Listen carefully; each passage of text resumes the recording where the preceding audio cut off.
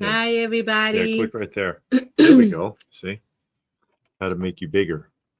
Hi, everybody. Hi, everybody. Indeed, as How we y'all cascade doing? through, say hello to a few people. Hey, Austin. We got Ryan. We Best got weekend of the toy year. Oh yeah, why is that? Oh yeah, because of Noonan SDCC drops. SDCC drops. We got some cool ones. Well, interesting so we far. saw some. We showed some of it on the roundup yesterday. Yes. for the SDCC. See, John is there. Hey, John, how are you? And we got Nerd. Okay, we got Ryan, Nerd, Pastor Rick, Raccoon, John, yeah, joining us thus far, and hello to everyone else who may or may not want to chime in. That's okay. Yes, we appreciate you anyway for joining us this evening. Okay. But yeah, the SDCC is on. We showed a bunch of stuff yesterday on the weekly roundup if you haven't seen it. But also, you know, that's not the half of it. There's more, and there's other stuff that wasn't shown that is dropping, like a sketch variant. Hey, Deke. A sketch variant version of Spike-Or, which is a online Target exclusive that just hit the store and they never announced it. And it's on their website. It's like this brown Spike-Or. Hey, David. But, you know, yeah, Hulk Hogan's been in bad health for a long time, Blue Splash. Yeah, Munin said the beard. Yeah, I trimmed it down. I warned you, didn't I? And Tuck is here. He says he may chime in. That's okay, Tuck. He might not. He hasn't decided yet. So you still got time to decide. If we say anything you want to chime in on, well, the crown is back there. Actually, it's behind LPH on the wall there. It's just waiting for an opportunity. But yeah, we will be talking about Hulk Hogan a bit here in a little while. Mm-hmm. Yeah, that was we had a lot of sad news this week with celebrities passing. Hulk Hogan, of course. Theo from Thank you, Pastor Rick, helping us out with our shelter cats. Always appreciate it. Yes. Absolutely. Theo, Malcolm Jamal Warner, who played Theo on the Cosby Show. Of course, Ozzy Osbourne died. And we talked about that last week because he did the concert. I did a live stream like Wednesday or something. Last week and talked about that. And so a lot of celebrities. Well, celebrities. Chuck Mangione. The difference being, of course, that Chuck Mangione and Malcolm Jamal Warner are not what you would call cultural icons. However, Ozzy Osbourne was, and Hulk Hogan definitely was a cultural icon. Yeah. But when did Val Kilmer die? He died a while ago. Yeah, he died some time back. I'm trying to remember. You're talking about this week. Yeah. I don't know if Val Kilmer even really counts as a cultural icon though. But, yeah, his death kind of went under the radar. Yeah. He was sick. I think he had cancer or something. He had some health issue. There's a handful of people and it gets me thinking about other things, and that's a whole different topic of discussion. Okay, but are there any people like that anymore? You know, we're sitting there looking at, like, if Mr. T died tomorrow, he was, if you want to take a handful of people from the 80s, okay, that personified the 80s, Hulk Hogan, Mr. T, Michael Jackson. Yeah, there's Prince. There's a handful of people that were cultural icons that anywhere they went in the world, people knew who they were, and to this day still know. Hulk Hogan went anywhere in the world, anybody knew who he was. Is there anyone like that now? That 40 years from now, if they died, anybody would even care? Yeah. I don't see it in modern culture. People will tell you Beyonce and Taylor Swift. Please, nobody cares. Oh no! Yes. Somebody from Kill Bill. Blue Splash says, and Kilmer was more into directing than acting. Yeah, says Tuck. Okay, but I've seen a bunch of Val Kilmer movies. He was pretty good. Connie Francis. Yeah, she was a country western singer, wasn't she? Connie Francis. John says, "How about Connie Francis?" I don't know if she would be a cultural icon either. And yeah, there's mixed feelings, and we can get into that in a minute because there's some things that were thrown out there. Oh, yeah. Madonna. Well, the last she's kind 80s. She's kind of ruined her image, though. and Chiquita's there. Hey, Chiquita. But yeah, I think Madonna's kind of ruined her image. So it's kind of like Liza Minnelli started out as a cultural icon, but towards the in her later years, it got so crazy and weird and so tabloid-ish that more became a novelty than an icon. Yeah, and David, it is impacted the entire social media, but social media is divided. And it's evil anyway. Yeah, and that's because of social media. I think we got the division in, I'll say America, because that's where the bulk of us live, but that's why we got such a division. I think people were kind of coming together for a while there. Yeah. In the 80s and 90s. And then with the onset of social media, people got divided. The media doesn't help out. Politicians doesn't help out. Musicians, actors, all of these people, they don't help out with the division. They just fuel the flames. And it's very sad. Yeah. It's sad to see a people kill themselves because of something somebody else said, and they don't even take the time to form an opinion on their own, or at least weigh the facts. Be like, okay, you said this, but let me go check that out for myself, or let me get to know the person, find out the context. Yeah, in its entirety, not go to some other like-minded person and ask them. Look at it from all sides, and then come up with a thought and an opinion on your own. And our society don't do that. Yeah, that's part of the negative attribute of what's going on with Hulk Hogan now. Is a lot of people on social media. Hey, Patty, how are you? Who don't know thing one about Hulk Hogan, but they know they can sensationalize on a TikTok video for 30 seconds and act like they're happy that he's dead.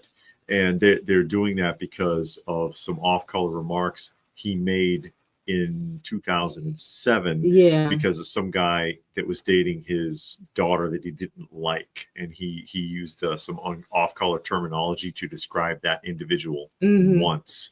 And I think the tape was leaked. Someone had recorded it and leaked it on him in 2015, and they tried to cancel him, and it didn't fly because he got ahead of it. And he came out and he says, "Yeah, I said that. I didn't mean it like that." And he said whatever he had to say, and it kind of went away.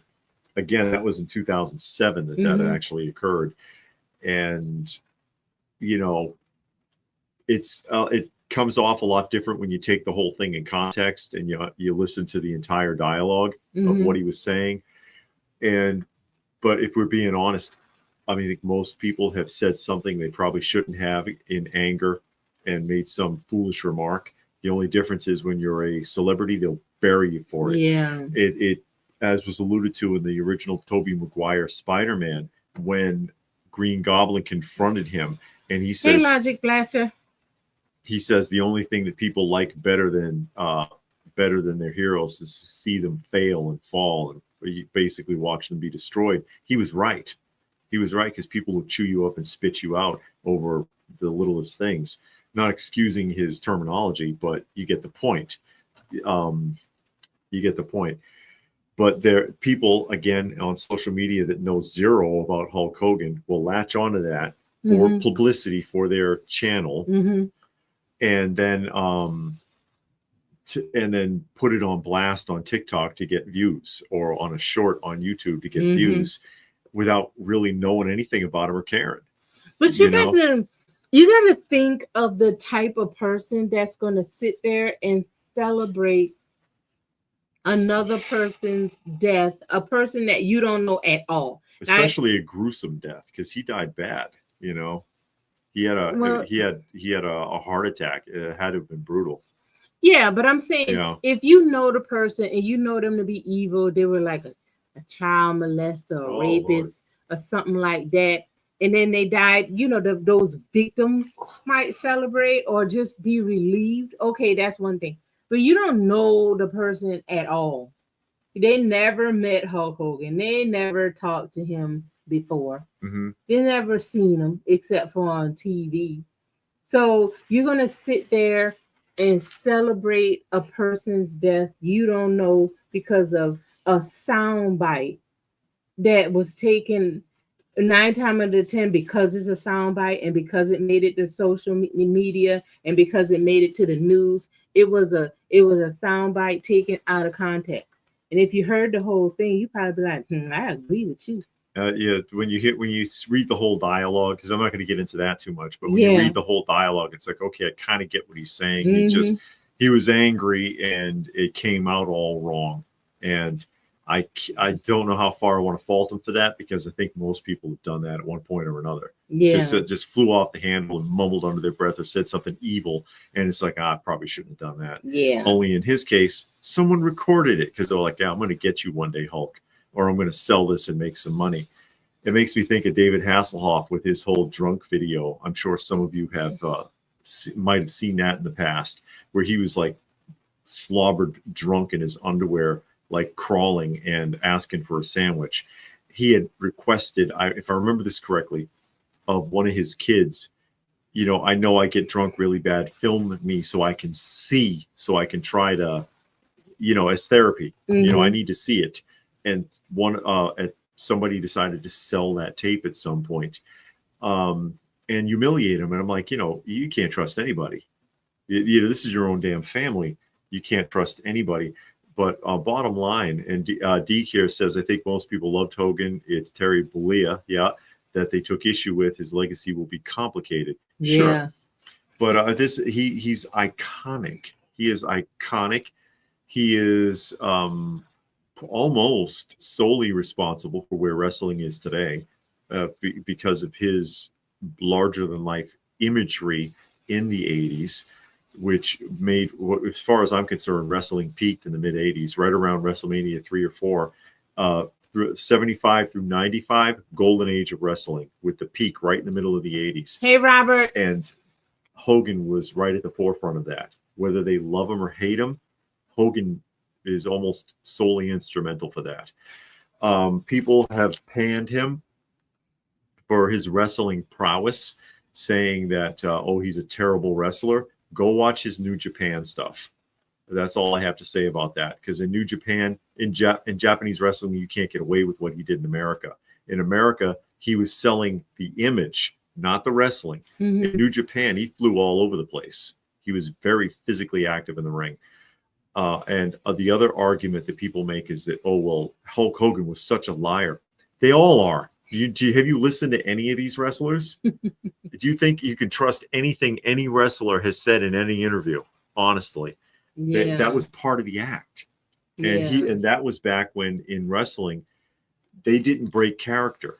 Nowadays, everybody knows for sure it's scripted. Back then, they weren't sure, and that's why I did a video talking about when John Cena, because his storyline, they're like, the biggest heel turn in history, and this is even bigger than Hulk Hogan's heel turn, and I'm like, no, it's not. And I had talked about it actually in a video some months ago. The reason it wasn't and the argument people gave me was, you don't understand. Cena's storyline was so much better. Yeah, but it's a storyline. That's the difference. When he turned heel, most people still believe this was real. Okay? And that's what made it better. And that's why Ric Flair can't stop acting the way that he does. He's been in character for so long, he doesn't know how to stop. Ric Flair doesn't know who Ric Flair the person is. Hulk Hogan probably sometimes had the line blurred between who the hell Terry Bollea was. You know what I mean? And John says, that's true, David. I am not a big wrestling fan, but I know and love Hulk Hogan. I can't be alone in this opinion. It meant a lot to us in those days. It meant when we, especially as kids, it was larger than life. Hulk Hogan and Randy Savage and all these guys, they were amazing. He was very good. David, Blue Splash. He was very good in New Japan. He and Andre never been slammed. Watch New Japan. He got slammed like every other week. Those guys picked him up, his big 450, 500-pound butt, and dropped him on the mat all the time. But that was an act for the American audience. Yeah. And Deke says there are countless wrestlers that made a great career for themselves with very limited move sets. Correct. Because sometimes it's about the image. Ultimate Warrior comes to mind. Warrior. That's what David McNichol is saying. Yeah. Ultimate Warrior he had a great physical presence. Yeah. And a great look. But it was enough to carry him. Otherwise, in the ring, he was terrible. And that's one of the few times that I'll believe it when I listen to other wrestlers talk about him. And they said, God, jobbing that guy was so freaking hard. He was so bad in the ring and so poorly coordinated. And the other one was, oh God, what is his name? Because Undertaker talks about him all the time. The Giant Gonzalez, I think. And he said that guy, he tried to tell him, you're going to drop the shots on me. Because he had this thing where he just hammer fist you on the back between my shoulder blades, okay? And you can hit me hard if you need to sell it. Do it like this. And he says, and every time that bastard would hit me right in the back of the freaking neck, and I'd see stars. And I take him back there again and tell him, between the shoulder blades, for Christ's sake. And that one time he was so pissed off that when he did it when the bells cleared and he could see straight again, he hit dude for real. And of course he's like, "You hit me for." Chuck always wanted to give somebody the crucifix power bomb. Did you? Patrick said, just to note, no perfect people in heaven, just forgiven people. Hulk Hogan. But I mean, yeah, when you were a kid growing up with this, these guys were larger than life, and Hulk Hogan was at the forefront of this, and they knew that. Vince used to call him the Golden Goose for a reason. He was making all the money, and you couldn't deny it. Even his bad acting career, I remember he said that he was approached, and people say again, Hogan lies about everything. I'll believe this because of what he said. That he was approached to be in The Wrestler, and Hulk or Terry Bollea said that he rejected it because when he looked at it, he was like, I'm not this kind of an actor. I can't pull this off. And so I kind of believe him because it basically admitted that his acting's not that great, that he thought he could have done a film or been in a film like The Wrestler. I'm like, okay, that sounds plausible. John says about the personality taking over the person. Alice Cooper's an example. And Fabio's there. Hey, Fabio and Patrick. Patrick and Lee joining us this evening. Yes. But larger than life and just fun, or like all of the stuff he did, the cheesy parts in the films, Gremlins 2. Oh, he was in there. Yeah, he was in Gremlins 2, or playing Thunder Lips in Rocky 3, stuff like that. Stone Sour. It was just fun. There's Stone Sour with Doink the Clown on his image there. Doink the Clown, who lost his job because of backstabbing. Doink, he said that this was during the investigations for steroids. And McMahon had gotten on everybody. He was like, I don't want to hear anything about drugs. No drugs, nothing, until these investigations are over. Right. And Doink was in a motel and he went out on the terrace and smoked a joint, and one of the other wrestlers ratted on him. And he got fired and didn't even know it. McMahon just cut him off. And then when he went home, his wife was gone. She just ditched him. When he lost the money, she just left. And he was like that, so whoever that was, because I guess he never found out, whoever it was ratted on me for lighting up a doobie the night before the match, cost him everything. But really unfortunate. I remember. I thought Randy Savage was good in Spider-Man. I liked Randy as what was his name in Spider-Man? The first Spider-Man movie, Bonesaw. Bonesaw is ready. I always wanted to see Randy Savage play Lobo. Yeah, we were at the flea market today, and it was a guy out there. He had a ton of Hogan figures. And boy, he had a price on them. And it's like, that does not cost that much. Let him get in turn first. Let the man get embalmed and put in the ground. I mean, you already got all of the. He had like the older figures. He had some newer ones, but it was all Hulk Hogan stuff. And it's like, dude, and what that's all it is to some people. Hey, Space Knight. Can I make a few bucks off of it? That's all it is to some people. Space Knight said back in the early 80s, WWF used to travel to local high schools. I saw the Iron Sheik, Sergeant Slaughter, Superfly Snuka. Wow. Really? That's pretty cool. No kidding. They didn't come to my high school. Bonesaw. Yeah, that's right. Bonesaw. And Big Ben said it was actually Bam Bam Bigelow that ratted on to, like, oh bastard. Bam Bam. Oh, no. I thought he didn't know who did it. But that's it probably came out later. Mind you, that's people sucking up to Vince, which is happened quite a bit in the wrestling arena. A lot of people sucked up to Vince. Look at how bad, even to this day, what's his name? Bret Hart crawls to Vince after everything Vince has done to him and his family. Oh yeah, still crawls to him. And there's T-Tune joining us. Art. But yeah, again, cultural icon. He really, really was a cultural icon. And so it kind of hits you. Yeah, because it's not just, oh, I know who that is. It's, hey, I remember when he was huge and it actually had an impact because I was a little kid. And you watched and you followed all of this sort of thing. And with me, I didn't have cable. So Saturday mornings, I think 11 or 11:30 in the morning on WLVI TV 56, before Creature Double Feature came out, watching the wrestling was the only way to see it. And seeing all of these characters bigger than life and, being a little kid believing it. And again, they stayed in character in those days. They didn't want you. They wanted you guessing because you could sit there and say, it's probably scripted, but then you weren't always sure. You weren't always sure because they were really flying around in the ring and they were really injured. Sometimes people were really hurt. Sometimes they were killed in the ring, know? Yeah, Robert, we were talking about it. Malcolm Jamal Warner played Theo, Ozzy Osbourne. Yeah. That was a big thing. He just had his last tour. And it was his last tour. Yeah, and I did a live last week talking about that a little bit.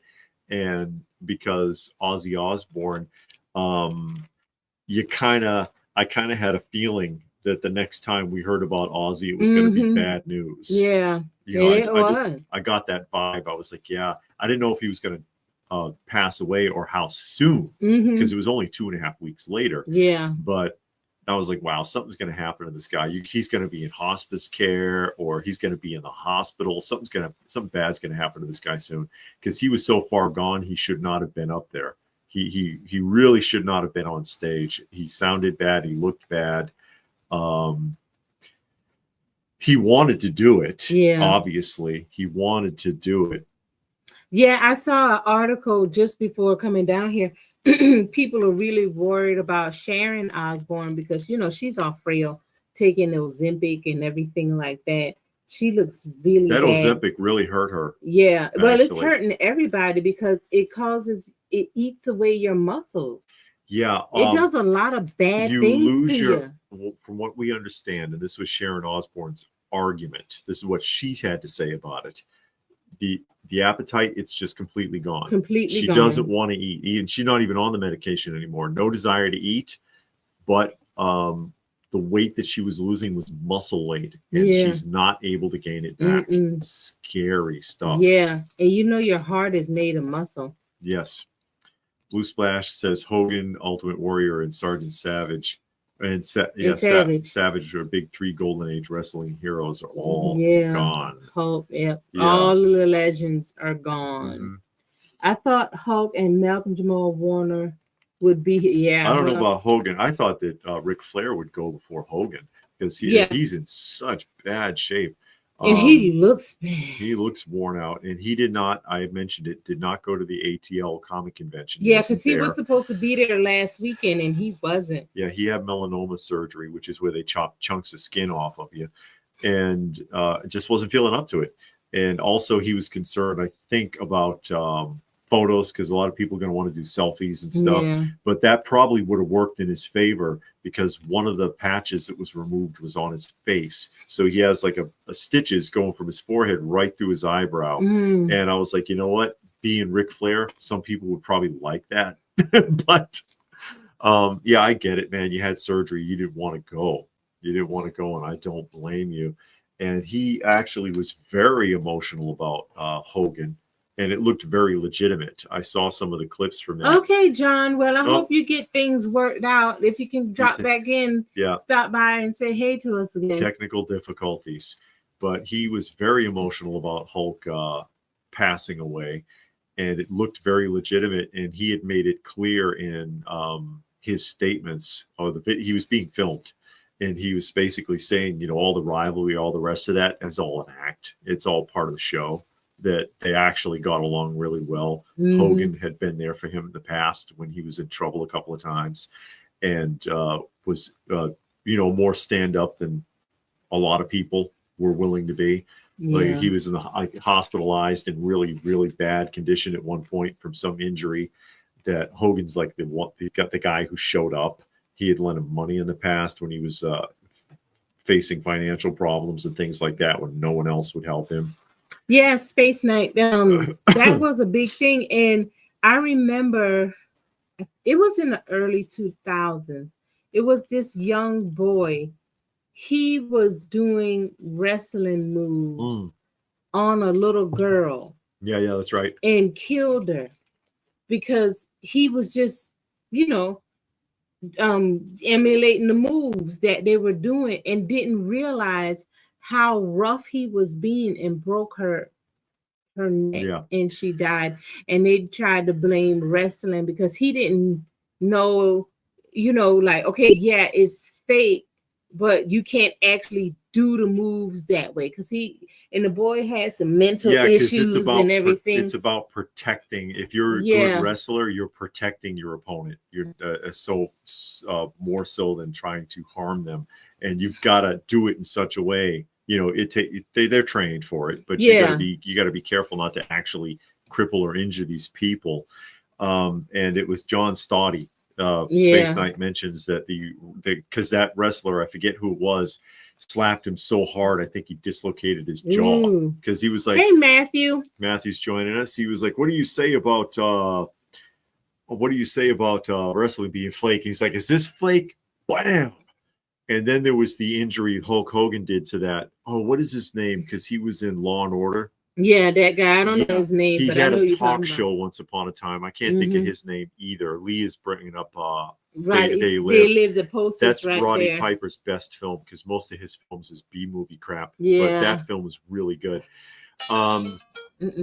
He had done a chokehold on dude, and that was when he was and Mr. T. I think it was WrestleMania 3, right? Or 3 or 4. And Mr. T was with him on stage. And he says, well, I'll show you. And he did it, but he did it too much. And dude actually blacked out, and Hogan didn't realize. So when Hogan let him go, he dropped. And when he dropped, his head slapped on the ground. And you actually saw blood splash. And Hogan realized, oops, you know, and he goes and he's, you know, brings him back around. And true to form, dude got up and he says, okay, well, we're going to go to commercial like nothing happened. And you could see blood dripping. And then Mr. T, who's usually quiet or acts like a hype man around, if you ever remember the promos, he acts like Hogan's hype man, starts getting real vocal and running at the mouth. And Hogan's like, oh God, shut up, because this guy's really hurt. And he sued the WWF for a lot and got it. Big Ben says the Ultimate Warrior was a terrible person who didn't care about fans or business. And when kids asked him how it was to be the champion, he just cursed them out and stuff. Wow. Richard Belzer. Yeah, that's the guy named Richard Belzer. Yeah, thank you, Toon. Dynamite Kid was also a really big. I remember the Dynamite Kid. Oh God. I can't. Well, Davey Boy Smith and the Dynamite Kid, the British Bulldogs. Yeah. I'm just trying to. They didn't like Davey Boy Smith either. They hated that guy. And they were hatchet job guys too. If you look at their pictures, even in the in the 80s, their foreheads looked like hamburger from all the bad cuts. Because you're supposed to use a little corner of a thing in your tape. And that's, if you know what you're doing, it's a tap and, you get a little trickle of blood. But they had, if you don't know what you're doing, you make a mess like Abdullah the Butcher. Those deep grooves are for him cutting his head wrong. No. Hell comes to I've never heard of that movie. That movie belongs on Riff Tracks. Really? It does. And Dorian. Hey, Dorian. I wonder if Hogan's son will get to act together now that his daddy isn't around to enable him. I don't know too much about his son. I never watched the reality show. I know he had a reality show. I never really paid attention to that kind of stuff. Yeah. But again, real cultural icon. And so when, people in our age group that grew up watching this when we were kids, if it is a true cultural icon, when that person passes away, it's like, holy crap, it just reminds you of your age, honestly. Yeah. And again, wondering, are there any people like this now? I mean, there might be a few cultural icons. Arnold Schwarzenegger. No, or Rambo. They're from our time period, though. Oh, you mean currently people? Hey, David. How are you? Nostalgic is here, and he says, David. Yeah, there are. It's a good name. But a lot of people, they remember these cultural icons from childhood, and it means a lot. And I wonder if modern young people have any actual cultural icons, so that 30, 40 years from now, when somebody passes away, they'll be sitting there like we are now, like, wow, how did that happen? I can't believe it. I mean, maybe they would, because the people that are growing up with the people now care about those people, or everybody knows this actor or TikTok person or whatever. We don't know them because that's way beyond us. Eric is here. Hey, Eric, how are you doing? He says every few years a death hits hard, like Hogan or Prince, Michael Jackson, Pee-wee Herman. Yeah. But we grew up with those people, and the people that are growing up now are growing up with the people in their era. So when they die, they'll, like shed a tear. And, oh my God, like when Aaliyah died. Oh, well, Aaliyah, I was the biggest fan, and everybody dressed up and they go dancing around in the street. And it's like, go sit down somewhere. Yeah, well. Yeah. Look up Orange Juice, Davy Boy, Orange Joyce, Davy Boy Smith, Diana Hart. You will see how he drugged his wife every night. She wrote a book about it. Jim the Anvil Neidhart told him how to do it as he did it to his wife. So that's what Ben says there. Neidhart's still around too, isn't he? Doing autographs. He always looked like a fat little troll. Oh God. To some of the stuff, I see T. Stewart is here. Yeah, also. Hey T. Stewart. He says people online being disgusting about his death. Yes. People are horrible. Yeah. A lot of people are, and we talked about that a little bit earlier. Yes. It's a shame. And that type of person, I don't want to know. And they don't even know him. I guarantee you the majority of the people that are attacking him now know zero about Hulk Hogan, but they see it as an opportunity to maybe get a YouTube short or TikTok video out there and in front of people. Yeah. But they don't know nothing about it. No, they know nothing about the man. Care. And the thing that's sad about that is hypocritical, because we've all of us, every person on earth have said or done something that we are not happy and proud about, that we wish we could wash away or erase from our past. Hulk Hogan said something that I'm sure he regretted afterwards, wish he could wipe it away. But these people that's making these evil videos, in their mind, they've never done anything that they regret. Everything is stand up, everything is righteous. And it's like, you said something this morning, I'm sure. You get some good looking in your past. You've done something and said some things that it wasn't all that kosher.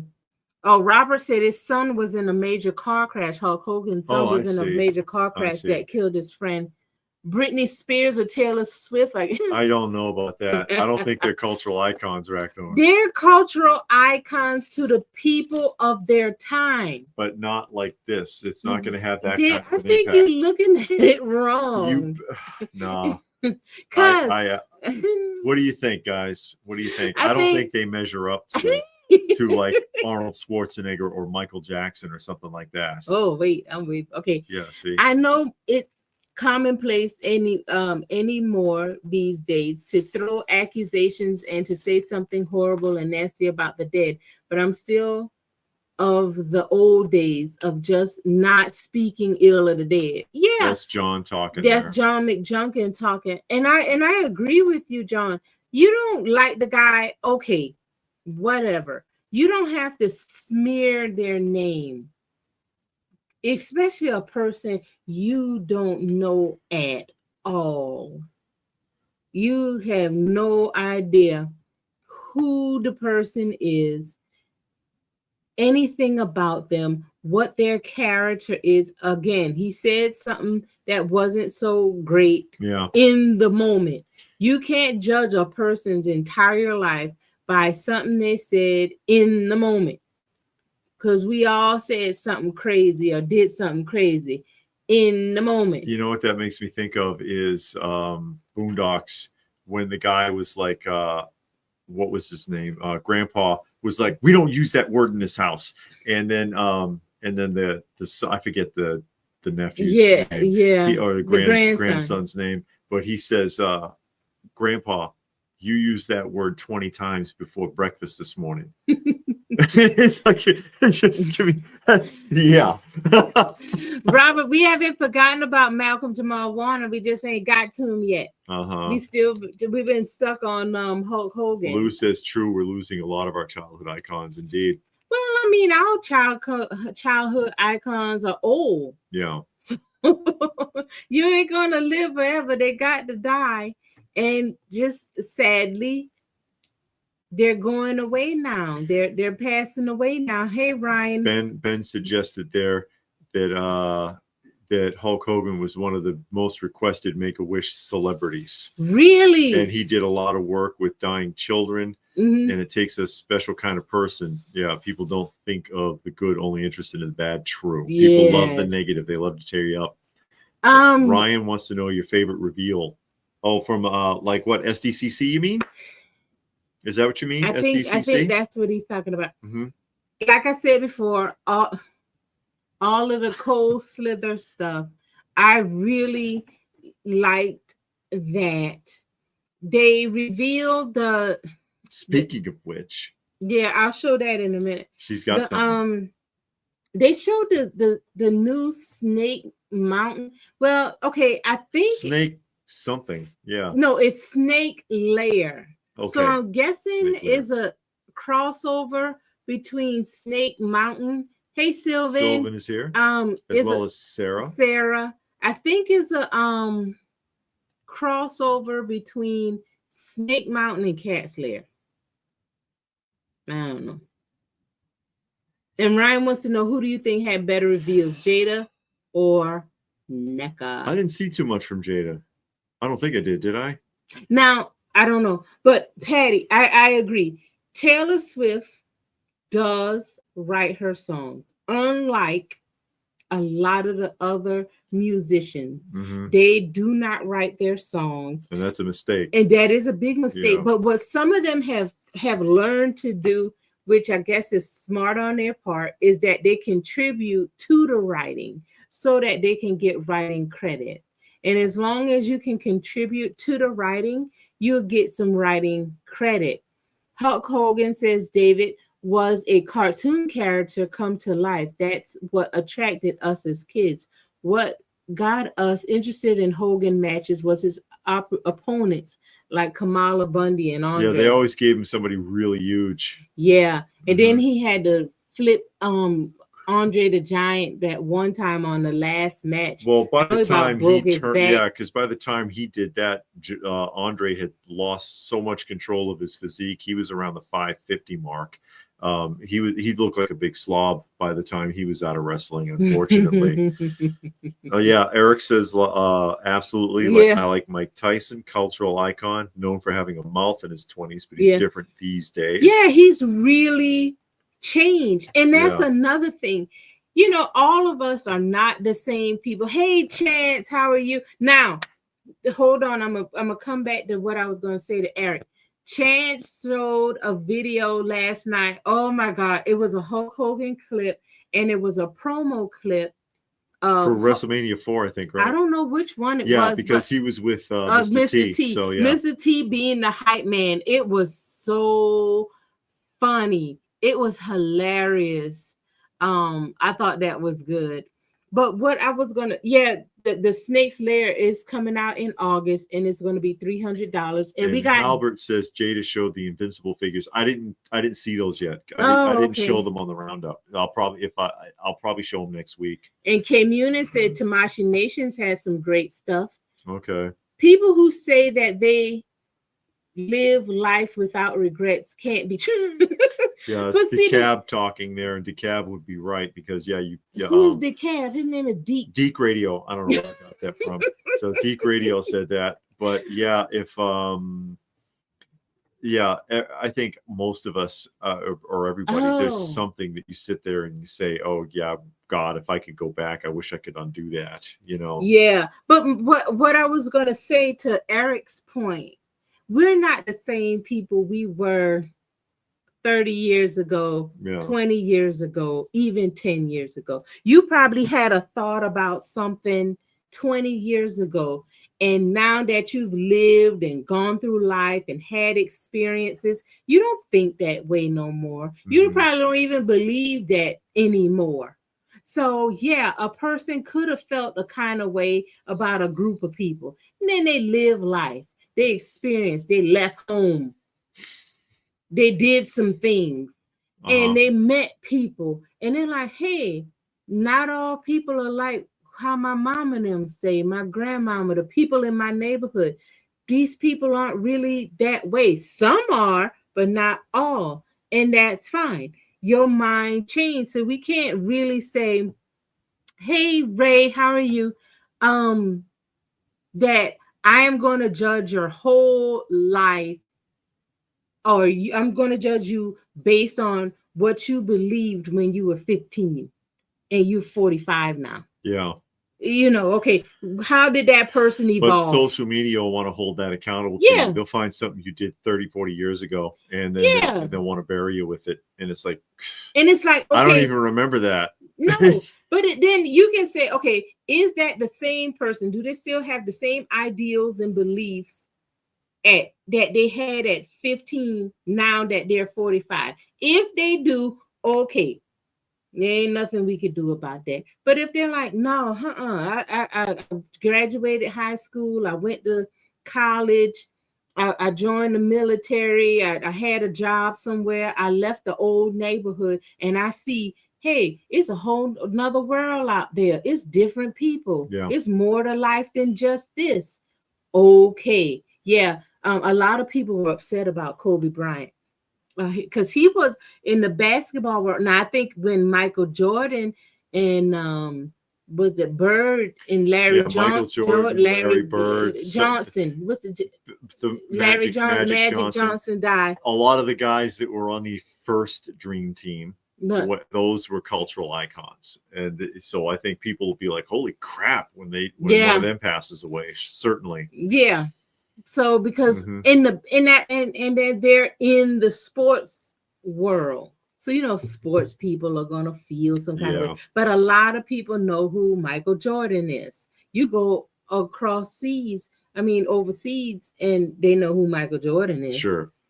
John McJunkin says today's generation don't care and will throw in their opinion as though they were the president. Or you're right.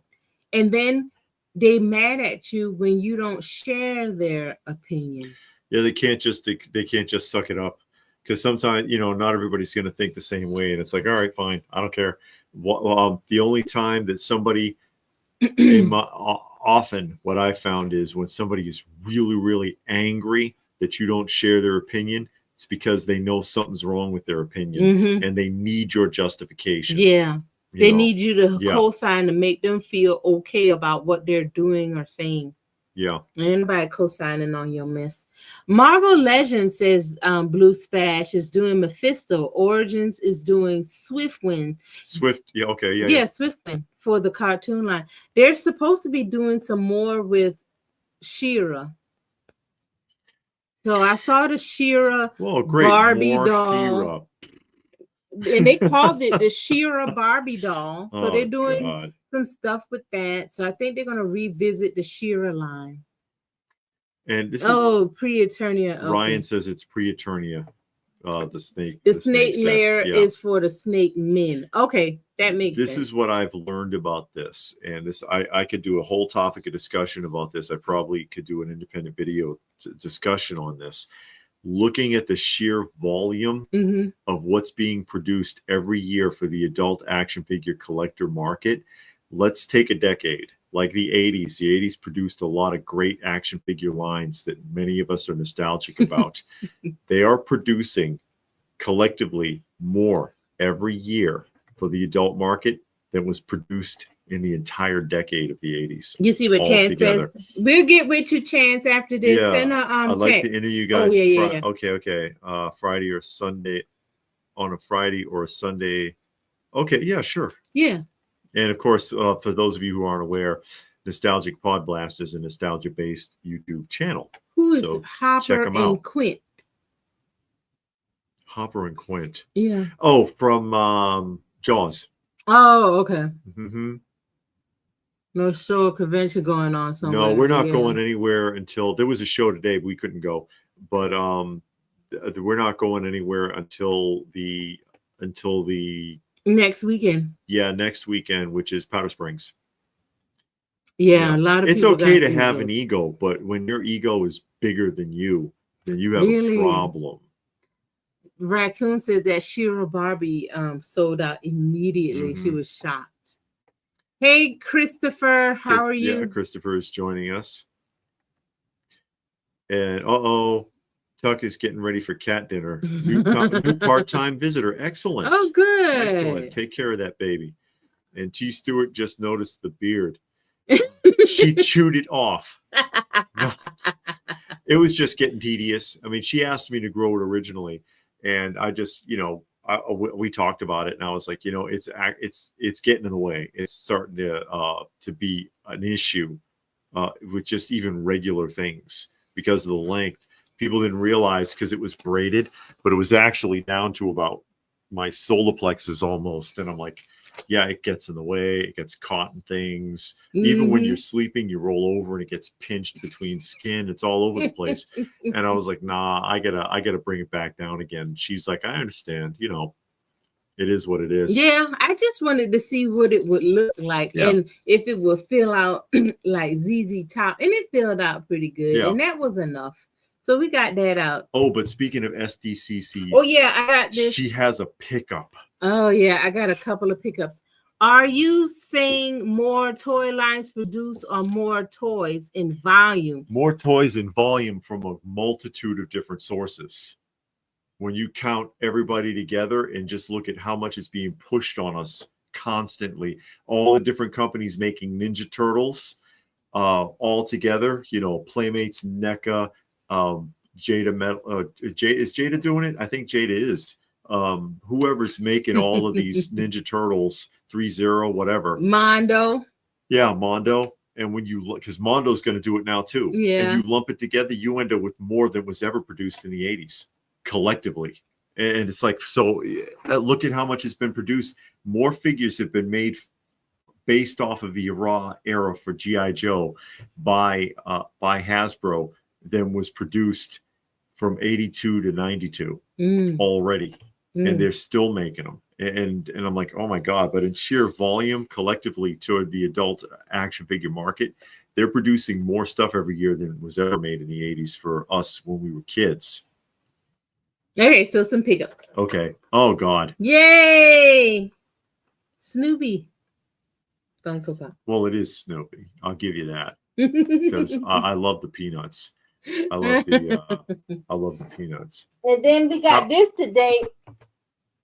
Halbert wants to know what we think of the Star Wars HasLab. Do they have another one? What is the Star Wars HasLab this time? Did I miss one? I don't know. I might have, because there's so much stuff that comes out. It's hard to keep track too. We actually got these ketchup and mustard bottles.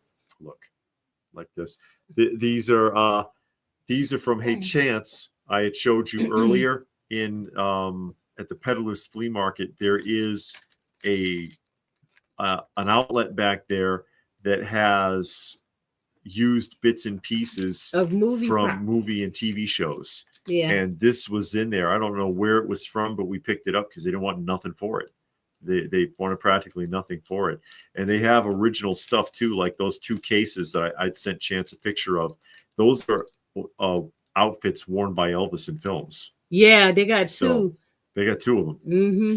But we picked these up for our dinette that we have in the museum room in the lounge.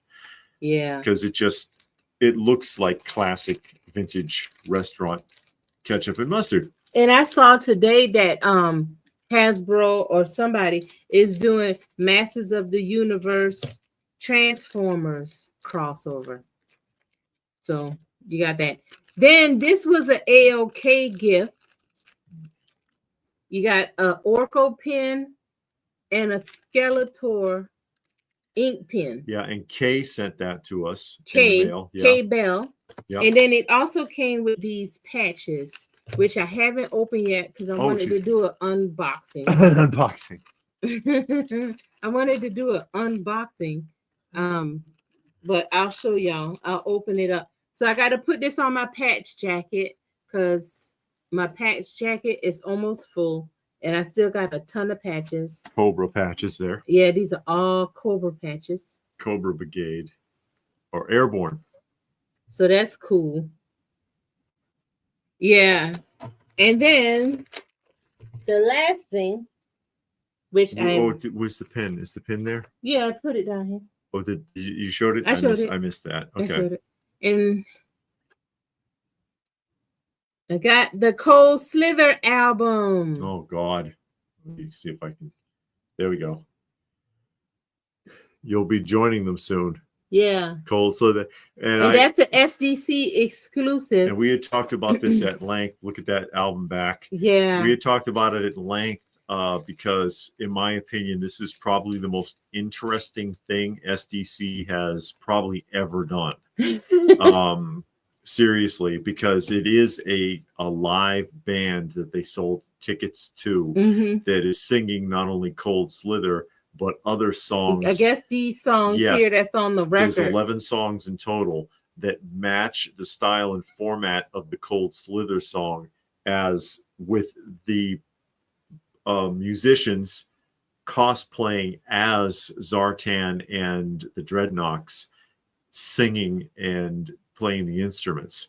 And I'm like, that's brilliant. Yeah, that is freaking brilliant. And they're having a full-blown concert. Yeah, I want the $40 a ticket. I want the concert poster. Yeah, which kind of looks like this actually. Yeah, but I mean, that is just, I was like, that is brilliant marketing. It sounds really fun. Yeah, it hits right in the nostalgic pocket because that episode was actually pretty good. You know what sucked? G.I. Joe singing the G.I. Joe theme song at the end of the show because Cold Slither left, because you remember the Dreadnoks were like, this is getting to be a bit too much like work. And they left the stage. Yeah, Space Night. Big Bad Toy Store is a reliable company. I had an issue once, but they corrected it, so that was fine. Yeah. But I bought a lot of things from them, no problem. The one thing that I really do like about Big Bad Toy Store is that they have the what's called a pile of loot. So if you buy a lot of stuff and you put it in a pile of loot, they'll hold it for 90 days to allow other things to pile up in there, and then you can ship everything at once for the $4. Yes. So that's a good thing that they do. So yeah, I've been buying from them for years, and I know a lot of people in the comments or that's watching have bought from them, so they're pretty good. Saturday morning is here. Comic-Con, they showed a Garfield and Odie. Yeah, we saw that. We showed that on the Friday roundup. That Garfield and Odie. Munin wasn't thrilled with what they saw from SDCC, especially from Hasbro. A lot of people said it wasn't very good. Yeah, Halbert said it's Halbert, correct? Says that album cover looks straight out of 1985. Yeah, that's what they're going for. That's what they're going for. So I mean, I thought that was fantastic. I'm glad. I want one. I'm glad she picked that up though. I'm curious to hear it. But yeah, that's great. But yeah, and Saturday morning is correct. They play that song sometimes in the background on Transformers and Gem. Oh, really? That universe expands beyond that. Hey, Action Joe Figs. Action Joe Figs also has a channel called Action Joe Figs. So go and check him out. Who knows how many cartoon shows tie into that universe besides Gem, G.I. Joe, and Transformers? Let's see how many people know how many fit in there. Yes, the Cold Slither concert is at SDCC. I think it's tonight, because on the concert poster they show you the location. It's like a regular concert poster with the date and the time and the location and all the people that's going to be there. But this band right here, Cold Slither, these guys are going to do the concert. They're going to sing the songs dressed just like this. Yeah. So, and I'm like, holy crap! And it's $40 a ticket, and I'm like, damn, I'd go. I would go to that concert. It's not a lot of modern concerts I would go to. Yeah. But I would go to that. I would go to that concert. They were selling the concert poster at SDCC. So I would like to, but if you go variations on the album as far as color, because it's a translucent album. I think this one's red. Yeah, I think so. Yeah, and they had a green one, and I believe there's a gray one as well. And there is a vendor on eBay that does mock posters that recreated the concert poster. So you can go on his eBay page and find the concert poster, and you can get it in various sizes. And I saw that, and I'm like, man, I might actually do that, because I mean, I'll never get the actual poster. I'm not going to SDCC, so that would be a good alternative for me. Oh, Jam got a new record coming out. Says Raccoon Eyes. I mean, but that's a good idea. If you're going to do a Gem something, have a band, an actual band or actual group that can pull it off. Yeah. Dressed like that, do the song that everybody knows, and add a couple of other songs that fit the era, and put out an album. That's like the best thing I think is going to be. I think that's the most interesting thing I've ever seen SDCC do. So I'm just like, wowzers, that's pretty cool. I like that. Yeah, and K Munin said it has a few good things, but there's nothing really noteworthy. Nothing blockbuster. And Halbert says he knows about Transformers, didn't know there was others in the universe. Oh, okay. I can tell you. I can tell you. I don't know if anybody else knows. I was just waiting to see. And really? John is telling us that Adam West has Orange Colored Sky. He's got a record. Well, back then, that was the thing to do. Everybody cut a record. You know. Nostalgic, making fun of my beard. Duck Dynasty. Because Duck Dynasty, those guys had really long beards. Yeah, that's true. Yeah. Action said he was gifted his first G.I. Joe classified figure Breaker. Picked up the original Ara figures at DFW. They're my first. I'm an OG AT G.I. Joe collector. Trying to learn. Okay, and that's Adventure Team he means when he says AT. And Johnny's here. Yeah, he just woke up. Wake up, Johnny. You're okay. But let's see. Who knows? Who knows? Robert says Inhumanoids, Visionaries, G.I. Joe, Transformers, Gem. Really? Nah, not Visionaries. But I'll tell you here in a second. There's five. There's five that all tie together. And it's obviously G.I. Joe and Transformers, okay? Cops, because several of the main characters in Cops are descendants of raw G.I. Joe characters. Okay. Then you have Gem and the Inhumanoids. And the reason that Gem and Inhumanoids are tied into the same universe as Transformers and G.I. Joe is because Hector Ramirez, the reporter, appears on all 4 of those shows as himself. Okay. Hector Ramirez. This is Hector Ramirez bringing you the news. Chance says that the Fantastic Four is a really good movie. Okay. And it has no agenda preaching. And he was actually talking about that on last night. And he said that it doesn't really have that girl boss that everybody's been talking about. Because I remember that coming up some months ago. Because they always talk about movies like a year in advance, like it's already out. And they were saying at the end, one of the woman that's on there is going to save the day. And Chance said that didn't actually happen, or it didn't really go down like that. And the female Silver Surfer wasn't really all that involved. Yeah, So although she was obviously done to bring in another female, it wasn't necessary, but whatever. Hey, Jesse, say what? Jesse's joining us. And Frank and Frog is here. Yep. Hey, Frank and Frog. Moving in stereo is here. No, I've never seen Mr. T at the conventions. No. Singing? No. I didn't know he sang. Well, he is not, as far as I know. He does, he had the rap album in the 80s. Oh, it's actually pretty terrible. It's awful. You got it, don't you? I do have that album. And only like 3 of the songs he's even in it. You know, the rest of it is kids singing, and then one new edition song that's made specially for that album that you can't hear anywhere else. But his rap is awful. It's awful. Yeah, it has to be heard to be believed. Yeah. Seriously. Saturday Morning Says Inhumanoids was an episode of Gem in a news clip. Spider-Man 80s cartoon on a news clip in G.I. Joe. Howard the Duck cameo on a mag in another G.I. Joe episode. Oh, okay. So there you go. Norrin Rad. Yeah, that's right. Munin says Norrin Rad is the Silver Surfer. I mean, she's from a What If from like 2012 or something. And Johnny made a thank you. A better trap. Yeah, what Johnny, thank you for the donation to the channel to the cat fund there, Johnny. What he's referring to is when I moved, and people have asked me a lot about the cats, because we take care of a lot of shelter cats.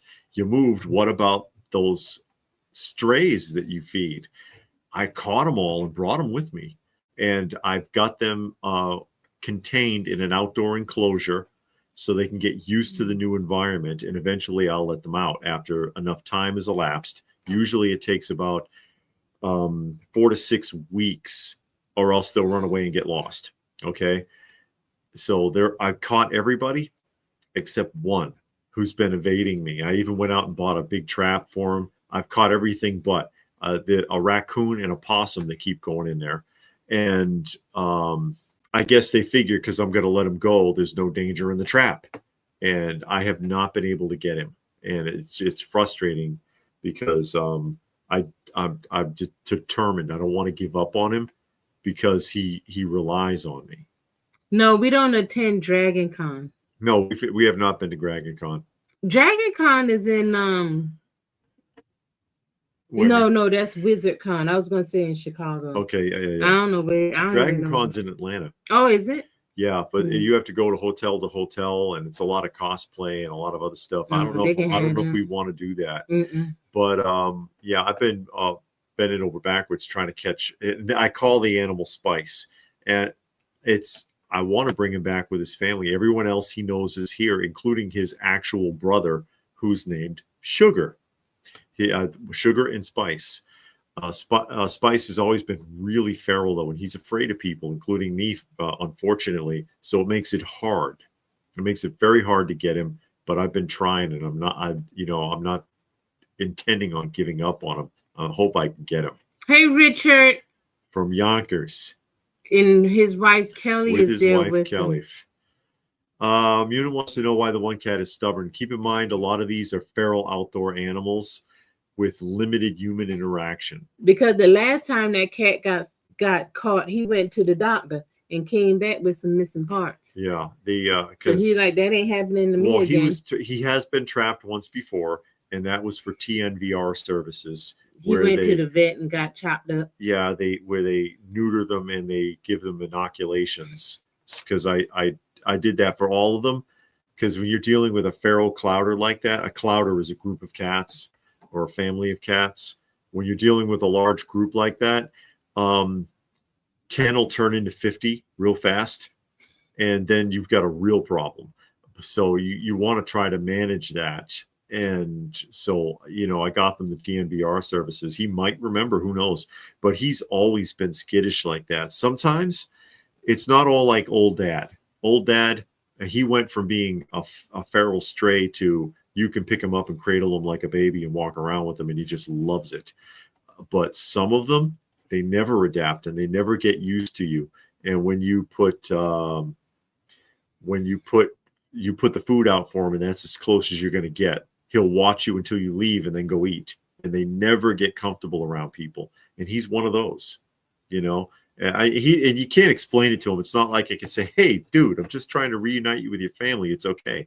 He doesn't know what I'm doing. Richard says the Fantastic Four first steps was okay. Yeah, Sue was the leader. The Torch was okay. The Torch was goofy. The Thing looked like the comic book accurate. Yeah, I like the overall. I haven't seen the film. I like the Silver Age feel, the Silver Age look. But I don't know. I don't know about the film because I haven't seen it.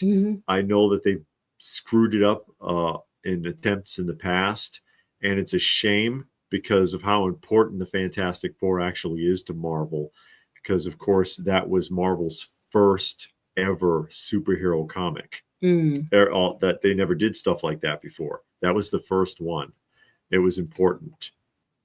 Johnny says if you catch that raccoon, he can be like Little House on the Prairie and name him Jasper.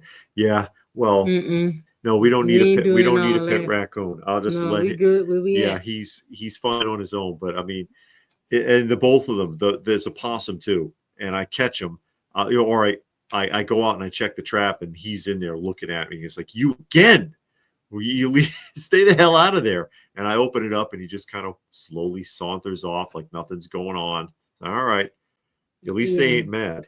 But then we were talking about the death this week. And of course, we have Malcolm Jamal Warner. Yes. Everybody knows him as Theo, but he played on other things. And one of the things I saw, it said that he was on Sons of Anarchy. And I do not remember him being on Sons of Anarchy at all. I know he was in the show Jeremiah. And I never finished watching that. It's a post-apocalyptic Jeremiah TV show that came out in the... It was getting dumb, though. It really wasn't that I good did of a watch show. a couple of episodes, and it just never caught me, like pulled me in to make me want to watch it, keep on watching it. And he was on Sesame Street for a little while. Oh, okay. And I know he was in the TV show called The Resident, I think. I never seen it. And then I saw him in concert once. He does spoken word, which I don't really care for spoken word, but yeah, he was never that big after leaving the Cosby Show. No. Yeah, he was an opening act at a concert. But I've always heard, then he played Malcolm and Eddie. He played in that sitcom, and I didn't think that was that great of a sitcom. I felt like that wasn't a good fit for him. It felt, I guess, because it was like right after the Cosby Show, and it just didn't feel like that was good. David, you need blonde mustache. No, we don't need to do none of that. We don't dye hair and do all of that kind of stuff. I've never dyed. People have asked me that before too. I don't. I'm not dyeing my hair. I don't see any point. We may have like super jet black hair, like Gene Simmons or Vince McMahon with this. Okay, Space Knight. Thank you for Space Knight's got to go. with his jet black little pencil mustache, looking like a retired matador. Yeah, Bruce Willis is his illness is really, to me, weird. And Wendy Williams seemed like she has the same thing where you lose all ability to understand speech or something like that. Yeah, you can't discern language anymore. Yeah, I guess it's a form of dementia or Alzheimer's or something. That's but I know, scary. yeah, Wendy Williams has that too.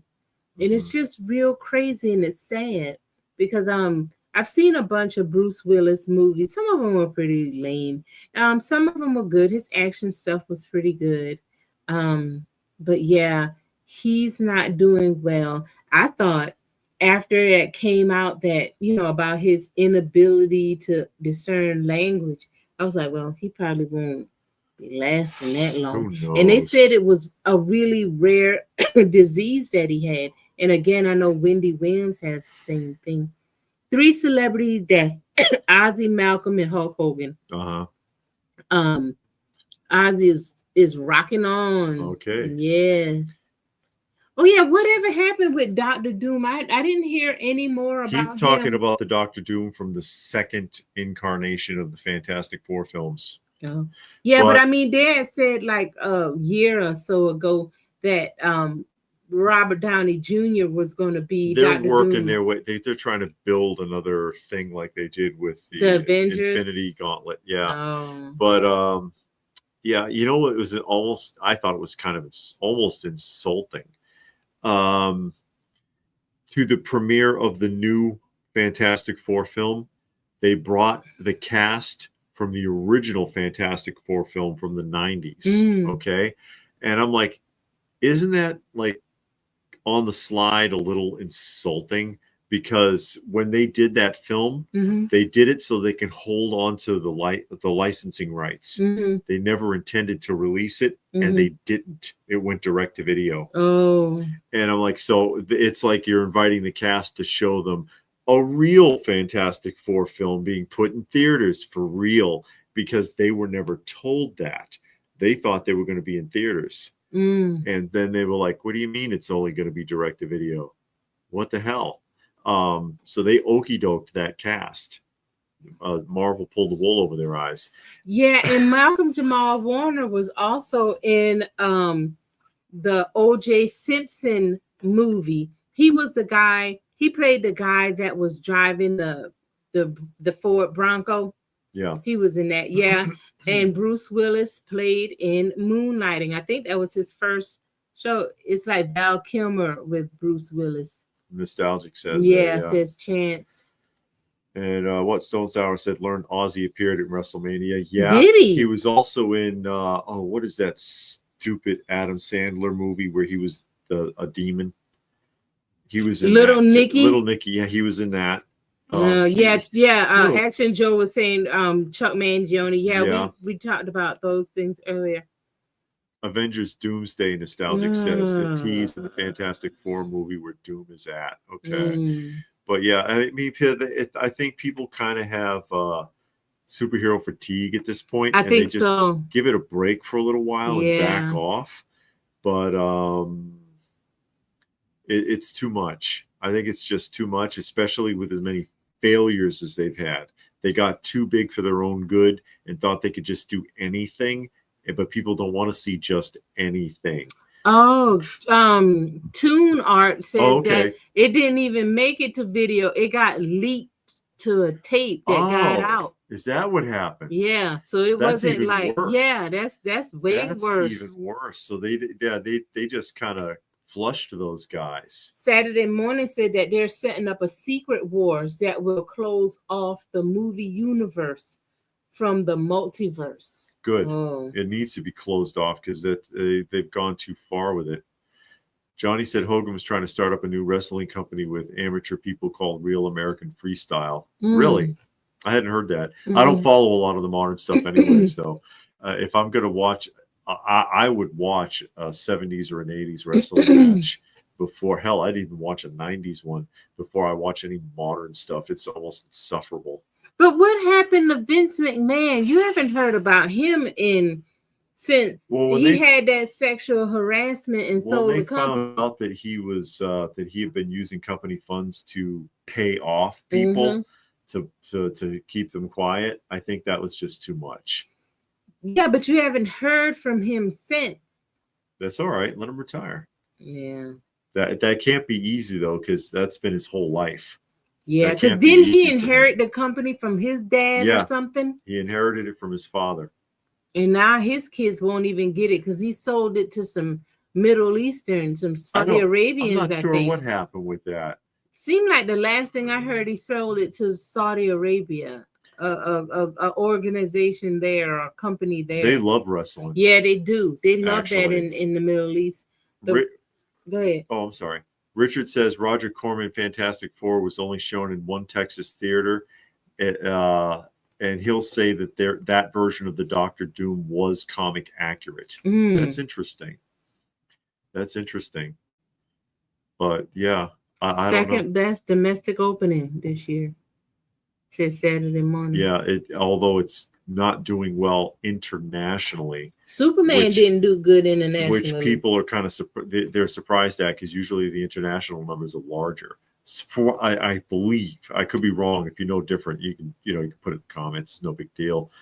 No, I haven't, Johnny. I haven't seen anything about Linda Hogan. I don't know anything about his family. But I know his wife that took all his money and stuff. Yeah. During the divorce, she raked him through the coals. Chance is saying the 94 Fantastic Four movie was never intended to be seen by the public. A movie had to be made for Marvel to maintain the rights. Okay, yeah, that's what we were saying. That's what I was alluding to. I just don't have all the details, Yep, world-class wrestling. NWA, WCW, that's right. Watch all that. That's when it was fun though, because it had a certain mystique about it, that because you as a child, you weren't sure. Is it real? Is it not? I don't know. But and now everybody knows it's scripted. Yeah. And it's not good. Now that it's scripted, it's terrible. It's not it feels stiff and it sounds fake. And when it isn't, you can tell. Like when Ric Flair, and I forget the name of the wrestler, there was that the black kid. Yeah, and that was and he was doing Ric Flair impersonations, and they were like, and he, if you've seen him in interviews, I watched him in an interview, and he said he was scared to death because he came out and there was no script for him, and he was like, "How the hell am I supposed to do this without a script?" And they were like, "You better go talk to Rick." And then Rick, he goes to Rick and he was like, "Hey man, I'm old school. We don't do that mess." He was like, "You'll be fine." He was like, "You just, whatever it is that you've been doing in the locker room, doing the impersonations, you just go out on stage and do that. And I'll pick it up and you play off of what I do. It'll be great, kid. You'll be fine." And he said he was scared to death. That was the funniest promo, because David showed it to me and I did not want to see it. I was like, I don't want to see this. Because it's He's modern. Like, watch it. And I did. Oh, I laughed out Jay loud. Lethal, thank you, Johnny. Because, and he said, and afterwards he was like, and we did the bit and we played off each other for real. And I was like, wow, this is great. This is fun. And but that's the thing. Now that it is heavily scripted and they're told every single thing to say, they sound stiff and terrible. But when they were given a character and says, "This is your character, just act like this and make it up as you go," it was great. Even something like George the Animal Steel, which looks ridiculous. Yeah. He was in character and it made it fun. They don't understand that anymore. The mystique is gone. Yeah, I agree with you, John. They overuse the same characters. They wear them out. And that's something we talk about almost every week. How they super hero fatigue, John's talking about. How they just use the same characters. And it's like, okay, if you want to use the same characters, at least use a different storyline. Use the storyline that's already given to you. You have decades and decades of story written. Use that, beef it up a little bit to make it 2-3 hours long, however long you want it to be, but use that storyline, a storyline that that the fans know. And You've they're like, got oh man, they're doing that storyline. This is going to be good. You have almost a century of comic book writing. Almost a century. Thinking about that a few days ago, because I had mentioned before that the reason I went back to the ATL comic convention on Sunday was because a vendor wanted me to come and pick up books from him to clean and press for him, because I do that kind of work. And looking at the books that he gave me Golden Age Submariners, really nice stuff, early like war era stuff, single staple, like 1944, 1945 titles. And I'm looking at them, I'm like, damn, these are all just a hair short of 80 years old. And how basically, you know, when you go into Platinum Age, you're looking at a damn near a century of comic book writing, and you just keep wanting to rehash the same storylines. Yeah. You know, incredible. Yeah. What the hell? You have decades to work with, and I've gone back to it many times. The guy who, the chief writer from Wrath of Khan, rewatched, or he went and watched for the first time, because I believe he was not familiar with Star Trek and wanted to get a feel for it. Every episode of all 3 seasons of the original Star Trek, which would have been like more than 30 episodes a season, to find something, and found a good story, latched onto it, and gave us the best Star Trek film ever made. But the woo off. Oh yeah, the woo off. Yeah, they've got decades of stories that are, some of them are quite good stories, and then they just give us this trash. And it's like, you're not even trying. The one thing that I didn't like hearing people say, because you know I watched some of the reviews from some, well, really like 3 different YouTube channels. The only people that I watch reviews from. And one thing they all said that I thought was kind of annoying, and it was like with the Superman movie, they were saying it for the Superman movie, that they didn't give you the history of Superman. And I'm thinking to myself, doesn't know it? Yeah, how many times do we have to know that he came from Krypton, that it blew up, his parents put him in a pod, and it traveled to Earth and landed in a cornfield in Kansas, and the Kent family found him and took him to be his son, and all of that. We don't need to hear that again. And that's the one thing that I really enjoyed about the Batman movie with Pattinson. They did not tell me again that him and his mom and daddy went to the movies and they were killed in the alley. I did not need to know that again. It doesn't have to be rehashed every single time. And I think that wears people out too. Now, I understand you might have a person that's watching it for the first time. Okay, well, you can go back and watch the old movie to catch up. We don't have to tell you over and over again. Where it might make some sense is kind of like, and they didn't even do that in Batman '89. No, you got a brief memory for like a minute and a half clip. Yes. But if they were to do an alternate storyline, like if they did Superman the Red Sun, you'd need to see his origin, because and of course, if you don't know that storyline, Superman as a baby lands in the USSR instead of America. Yeah.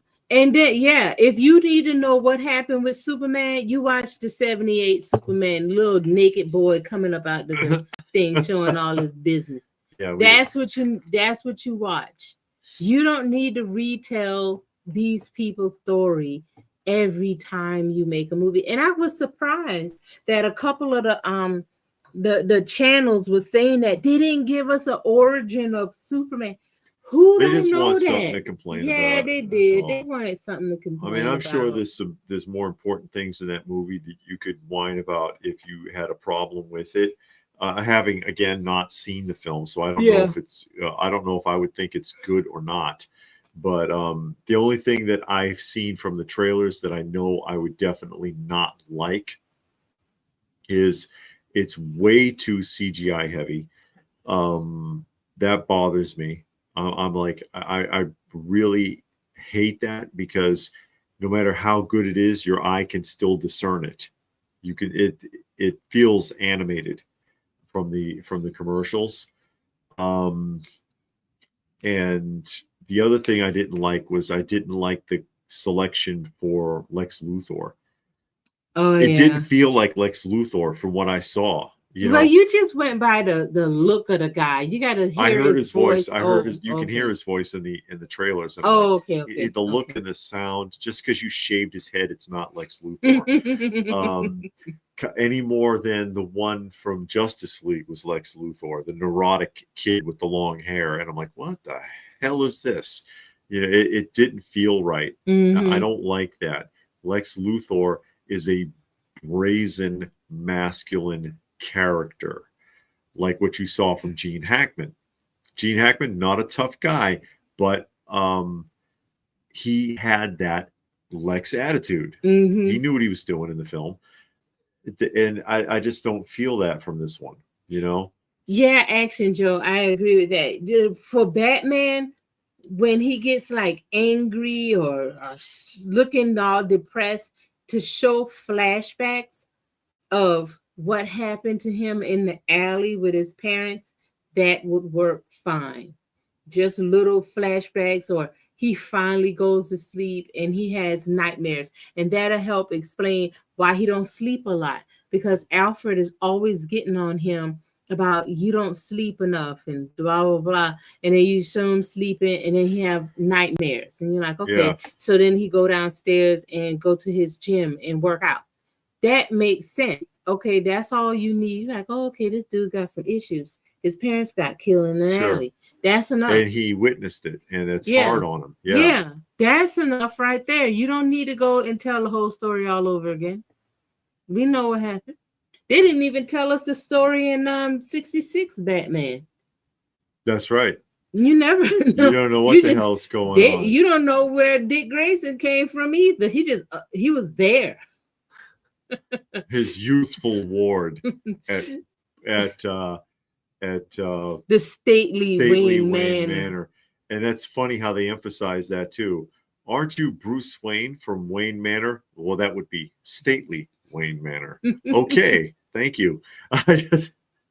And the only time they really went through his history is in Batman the Animated Series. They took a lot of time to establish what happened to him and why he was doing all of that, and he was seeing a therapist and he was talking to somebody about his mental health. Okay, and all of that made sense. He went to Japan or China somewhere, and all of that made sense. Raccoon Eye says the best review I saw was from AVA Pop Culture. He is an independent filmmaker, and his critique of Superman was not good, but he explains it from a filmmaker. Okay, now that might be good to see from a filmmaker's perspective. Actually, where they did a lot of the explaining or talking about training and things like that was in the first Christian Bale one. You never saw the first one; you saw the second one with Ra's al Ghul. But they showed some of his training scenes and stuff in that. They had a lot of flashbacks for that one. Decab doesn't like the Superman. Why do you keep calling him Decab? I don't know. Deke Radio. I don't know why I'm saying. You think he live in Decab County? I don't have no idea. He live in Smyrna. Does he? Yes.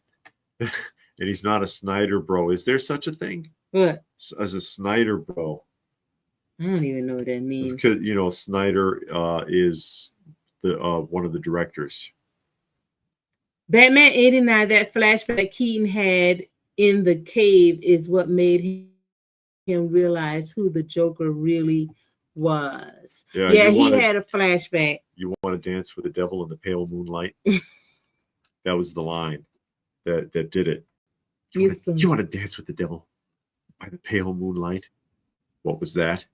Just something I like to say to some of my victims. Oh, wow. In the Superman 78, you saw the darker side of Lex Luthor when he hung up that lady and fed her to the beast in his pit. Miss Tessmacher! Miss Tessmacher! Because he realized that she must have let Superman free. Mm-hmm. Yeah, but and what Otis didn't want to do it. Oh, come on, Mr. Luthor, come on now, Otis. The beast in the pit. That's right. Yeah, I agree with that. A TV show, it would be good to tell an origin story. Or if you say, okay, we want to introduce this character, you might can make a movie and make like a 2 or 3 part movie. Mm-hmm. And then the first one, give the origin, tell what happened, get it nice and established. And then the second one, you start moving on. You do something else. You don't make it all weird. Chance loved the Superman movie and he loved the Fantastic Four I think movie. He liked Lex getting beaten up, he suggested there. But I wasn't feeling that Lex. It didn't feel right to me. Mm-hmm. But, you know, it's a matter of taste. It's just a matter of taste. God, John wants to see Charlton comic book characters, Blue Beetle, Green Turtle, Phantom Lady, Liberty, and others. They made a Blue Beetle movie. That's because all those characters are owned by DC now because DC bought out Charlton when they went under. Yeah, they made a Blue Beetle movie. The boy that plays in what's that Karate Kid TV show? Yeah. Played Blue Beetle. Cobra Kai. I don't think it was well received though, from my understanding. No, they blew it. It wasn't well received. Big surprise. They blew it. But the Charlton Comics version, I mean, he just runs around and throws punches all over the place. Kind of like the Charlton Question, very different from the DC version. The DC Question was good. That was actually a pretty good read. They did have one. Well, they had it was like a continuous story, but they went down a path, and you were like, okay, we about to go somewhere, we about to see something. And then they just dropped it. Yeah. And went in a whole different direction. But the DC, Copper Age? No, Bronze Age, sorry. Yeah. Which one? What comic? The Question, I was trying to say if Copper. It was Copper. It's Copper Age. Copper, yeah. Was actually pretty good. It was a good read. But then it went on, and then, like I told y'all before, he got some abilities. They overpowered the character. Yeah, but they didn't tell you where the abilities came from because I tried looking. I thought maybe I missed some books. So I was going to go back and try and get the books I missed so I could figure out how he got these powers. And it was, I didn't see where I missed it. Most movies can't compare to the original movie. Patty suggested there. Yeah, fair enough. But whatever. I mean, I think people are just kind of burned out. And also part of the problem is, and I've pointed this out before, some of the stuff that's done in the comic books, it does not translate well. So when you put it into a live action format, it doesn't look right. Yeah. It just doesn't look right, or it doesn't feel right. And you're like, what is this? You know, or how come that they couldn't do this or make this work? It just doesn't translate. Or from animated, if you have a cartoon and you try to make it live action, it just looks silly sometimes. Mm-hmm. It's too much. Actually, Johnny, we don't even go to the toy section in Walmart anymore. We just totally quit. We stopped a long time ago. Yeah. Yeah, because it's just nothing but disappointment anyways. Yeah. Plus, we trying to back off of the new stuff. I did like when they were coming out with the Atlas toys, because it was a couple of characters that I was like, oh, okay, they might do this character, they might do that character. But then it just got kind of like, you got to go hunt it down. It's not there. All of that. It just didn't feel like something I wanted to be bothered with. No, well, they only did the 4. They only did the 4, and they had trouble with Devilina, which I predicted. I was like, yeah, watch, they're gonna the Devilina, something's gonna go wrong.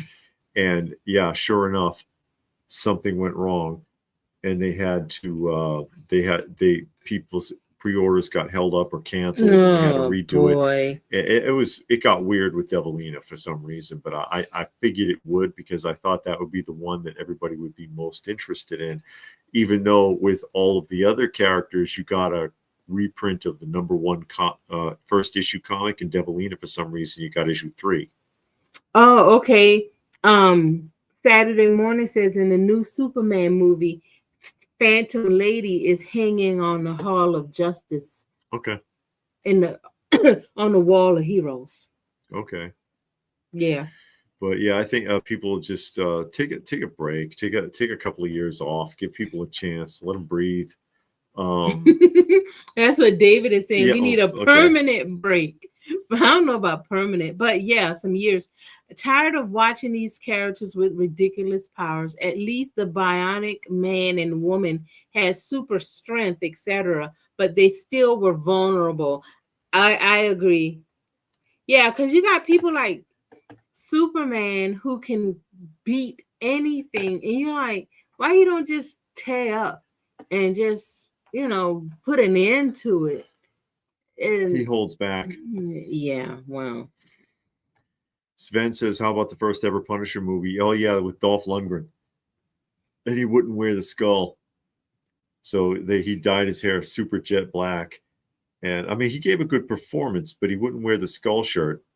Why? I don't remember. But that's a big part of the Punisher, ain't it? Yes. Johnny says he got that Devilina. Yeah, I remember. Yeah, he said he had got it. He had, I think, he had to cancel it and reorder it, and that's how he got it. That's too much. Yeah. Remember the Harvey Comic Heroes toy line, the Crusaders? I've heard of the Crusaders. I don't remember the toy line. That sounds, yes, I believe was it Harvey or Archie? That sounds, I think I know what you're talking about. Yeah.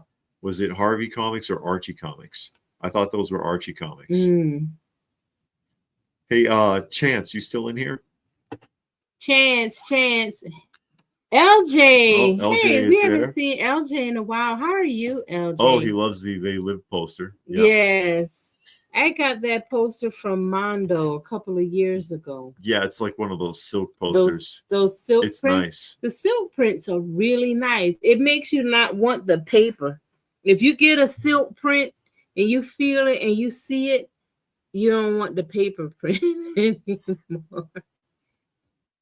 Let's see. I think a movie with a bunch of old superheroes and arch supervillains in a senior convalescent home battling out for the TV remote or a bingo prize would be a must-see, says John McJunkin. Yeah, you can kind of get something like that from The Tick.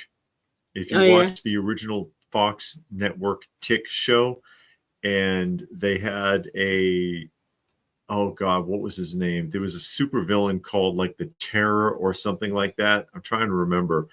And the Tick gets his phone number because the Tick's a big dope. It was Archie. It was Archie. I was right.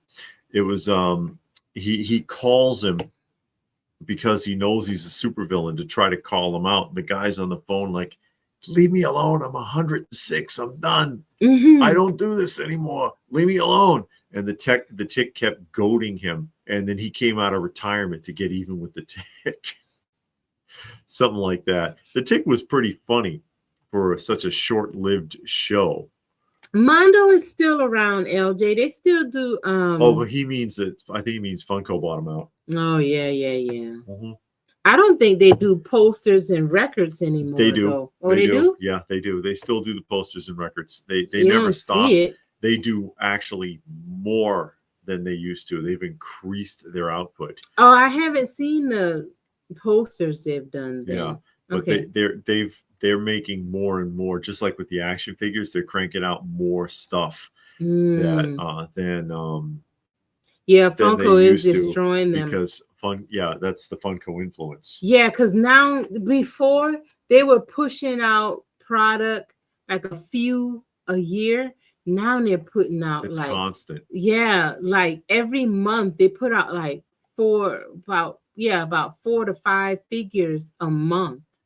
And it's like, who can afford all that? Nobody. It was nicer when they were putting out like 4 a year. And you're like, okay, you get time, you get breaks in between. But yeah, and that's one of the reasons also that I got tired of their Masters of the Universe line. Yeah, their 6-scale masters. Oh, thank you, LJ. Besides you.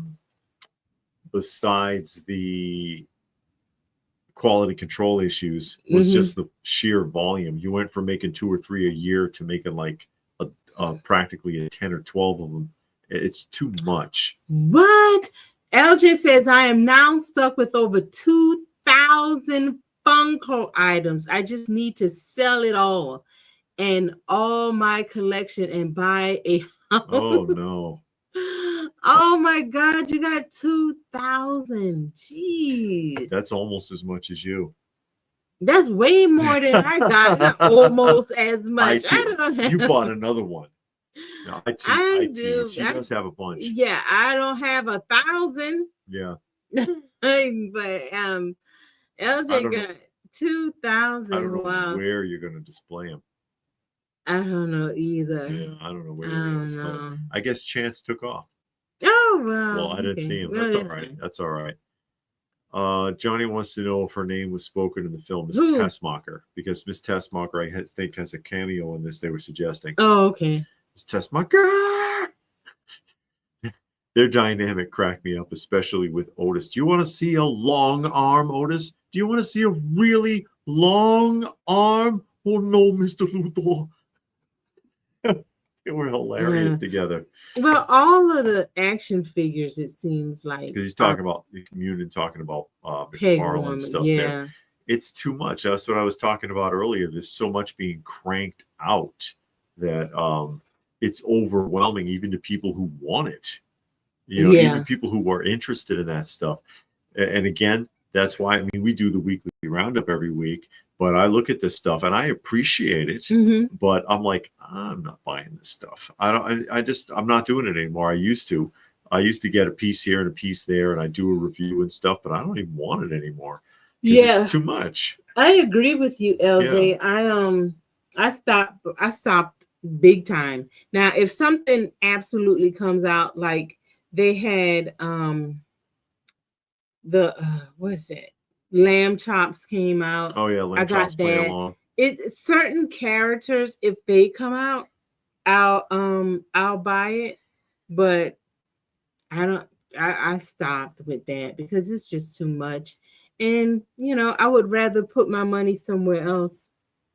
I'll send you all of my Back to the Future pops. No, I don't need you to send me. I think she still hasn't seen that film. I told you I seen it. I done told all of y'all 1,000 times. I have seen it. It just doesn't feel like you have. Back to the Future. I have seen it. So I don't need to see it. I already seen it. But did you see part 2? No, I saw the first one. That's enough. Oh. You seen one. Oh. You seen them all. I don't know about that. Alpha Flight versus the X-Men, where Vindicator tries to recruit Wolverine back into the flight. Oh, Wolverine was a part of Alpha Flight? Well, he was supposed to be Canadian in the comics. And yeah, Johnny's remembering Superman breaking down the wall with Otis. Or Otis bringing the bathrobe into the pool. And Luthor is like, could you wait until I get out of the pool next time? Yeah. Well, LJ, if you got any strawberry shortcake Funko Pop, you let me know. Okay. And Nostalgic's talking about thinning out his collection. Oh no. Oh no. He got some nice 1/6 scale custom figures. Yeah. Oh well. What are you gonna do? I'm getting too much older. Yeah. Just let me know if you got some strawberry shortcake and we can talk. What are you gonna do? If you haven't seen part 2 and 3, you haven't seen Back to the Future. It's 3 parts to Back to the Future. Yeah, there's 3 films. There's 3. I ain't in it like all that. Yeah. I mean, I saw the first one and he was trying to make moves on his mama. That was a bit much for me. Well, she tried. No, you got it backwards. She tried to make moves on him. She made it pass at him, and he rejected her the whole time. That is true. The one time she does kiss him at one point, and then she was like, "That felt really weird." it's like you're my brother or something. And he was like, well, you know, and that was where they left it, because I guess some instinct kicked in. No, LJ, I don't have any strawberry shortcake. None. No, she don't have any. David used to have the whole strawberry shortcake line. And she didn't want it. And the Dorbs, to include the Dorbs. And he got rid of them all. Mm-hmm. I sold those a long time ago. Didn't even try. Yeah, well. To give it to me.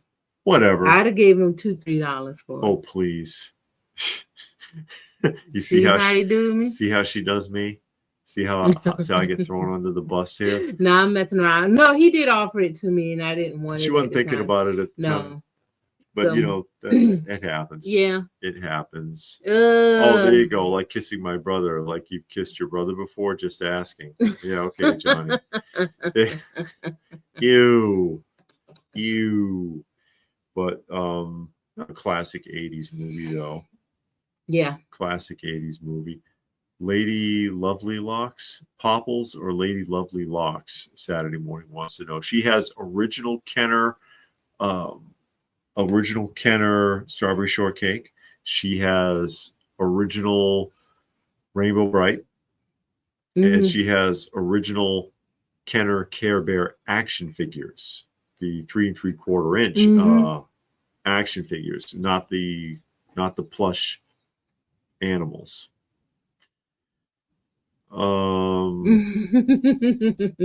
Okay, you got that one. Yeah, I have them all, the action figures, but I don't have any pops. I have all of the strawberry shortcake action figures and a bunch of the play sets, but no pops. I have the no, I have it on Johnny, disc. Don't get me no 3-pack. Johnny wants to get you the give me the 3-pack VCR tapes. I have the film on. I have all 3 films on disc. Yeah, he's gonna get the VCR tapes. Richard wants to know what happened to the beard. What beard? The beard you had. He chopped it off. Yeah, it was getting tedious actually, so I went ahead and trimmed it down because it was just getting in the way all the time. I mean, it looked all right, but you know, it wasn't worth the struggle of dealing with it constantly. That makes sense. David says that he's getting older and life ain't guaranteed, so he can't leave his collection for his wife and family to deal with. So he's going to concentrate on the must-haves and letting them go. And that's something that you have to do, especially if you have a video on that. Yes. What do you do with your collection after you die? Your significant other or dad or mom's collection. What do you do with that stuff after you pass away? And do they even want it? Because, you know, a lot of spouses and your kids, they're not really into that stuff. They don't want that. Yeah, and then you see whole collections at like Goodwill. You see like 55 bunny rabbit sculptures or something, and you're like, oh, that was somebody's collection. Yeah, you know, something like that pops up. Or when you go to the antique mall and somebody has like 96 Precious Moments figurines for sale, it's like, oh, somebody died. You know, you just kind of know when you see that in some of these or Harley Davidson stuff. There was this one. We went to the Harley Davidson yard sale. Yeah, they had, it was all Harley stuff. And it's like, what's up with all this? Saddlebags, jackets, vests, T-shirts, vests, everything Harley Davidson. This guy was in the club. He had the bikes. He had everything Harley Davidson. And they were selling it cheap. I mean, the jackets were nice, but they were way too big for either, because they had the women's jacket and the men's jacket.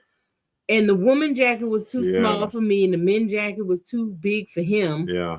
So, but we ended up getting something. I don't know what we got. And I'm like, you know, what's it all about? Well, the guy died, and they needed to get rid of it.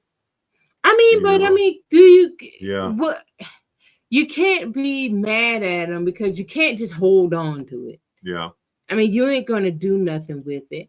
Maybe somebody wants it. The only thing I really have an issue with is when you take stuff to Goodwill, like, and there's a picture in the frame. Which we see a lot of is people's wedding photos and crap. And there's Chance again. Chance, where were you when I was asking for you?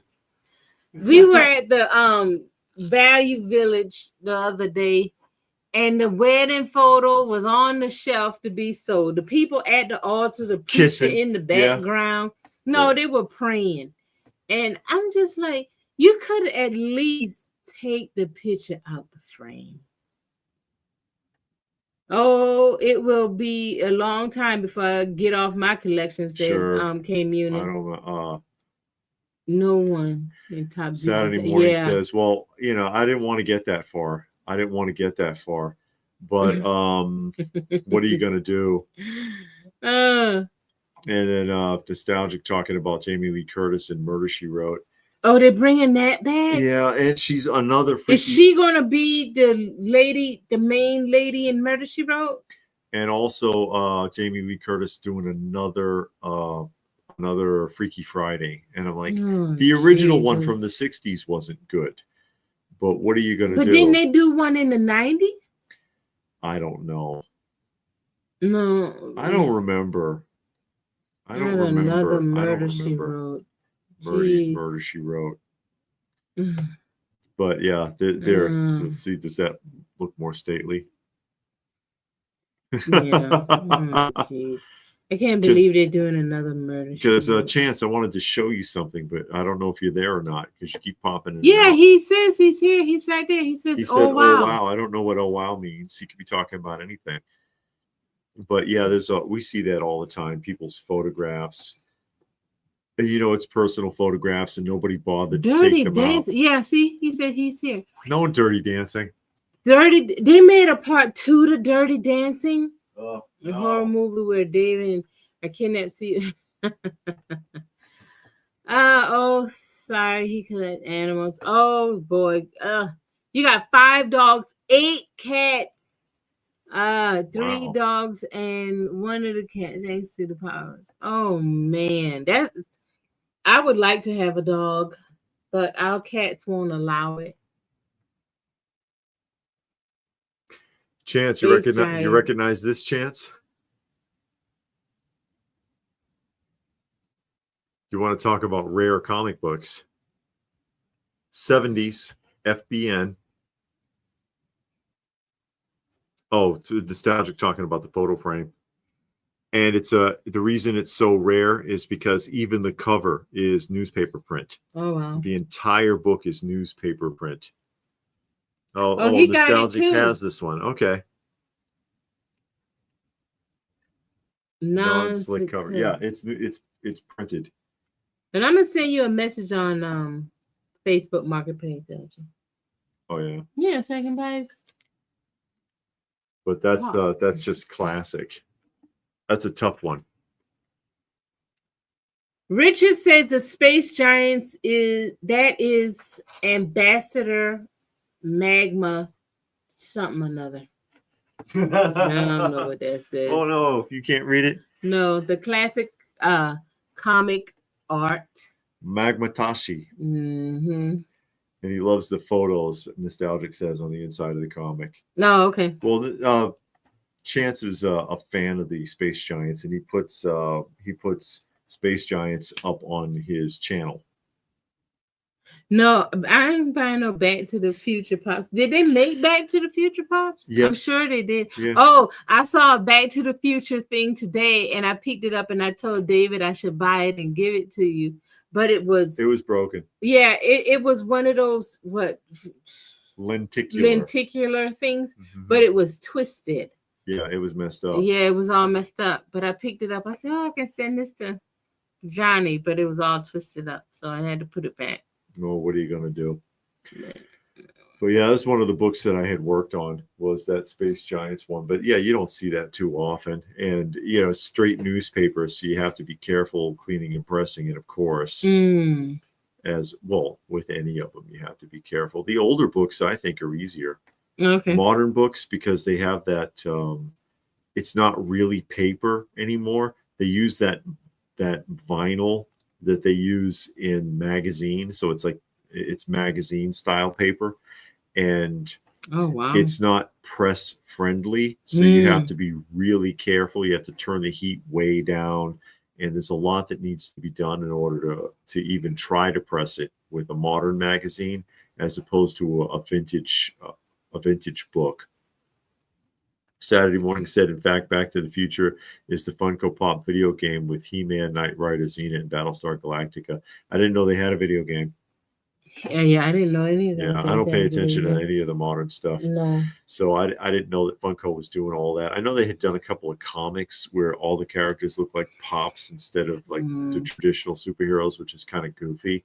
Johnny has every Back to the Future Pop there is. Oh, does he? Yes. Yeah, that's what he says. I have every Back to the Future Pop. Oh my God. That's all right though. He's a fan. That's why he's called Johnny Future. Yeah. Actually, is because he is a big fan of the Back to the Future. There's something that really resonated with him when he was younger, I guess. Oh, LJ said they're working on a Funko movie. I guess it'll be like the Lego movie. Mm-hmm. But I guess everybody got that movie. And what is it for you? I think everybody has that movie that sticks with you. You know what I mean? What is yours? Johnny's is Back to the Future. Yeah. What is yours? A movie that just really sticks with you. It's like your movie. Oh, that you saw in the 80s? It can be any time, David. It could have been last week. I got a couple. It don't have to be from the 80s. Okay. It could have been from the 50s. It could be from last week. Yeah. I mean, growing up, films that I saw in the theater that really stuck with me, the original Star Wars, the Wrath of Khan. You missing the whole point. All right, well, just leave me alone. No, I'm messing with you. Go ahead. No, those are yours that stick with you. They make an impact. The original Terminator. Mm-hmm.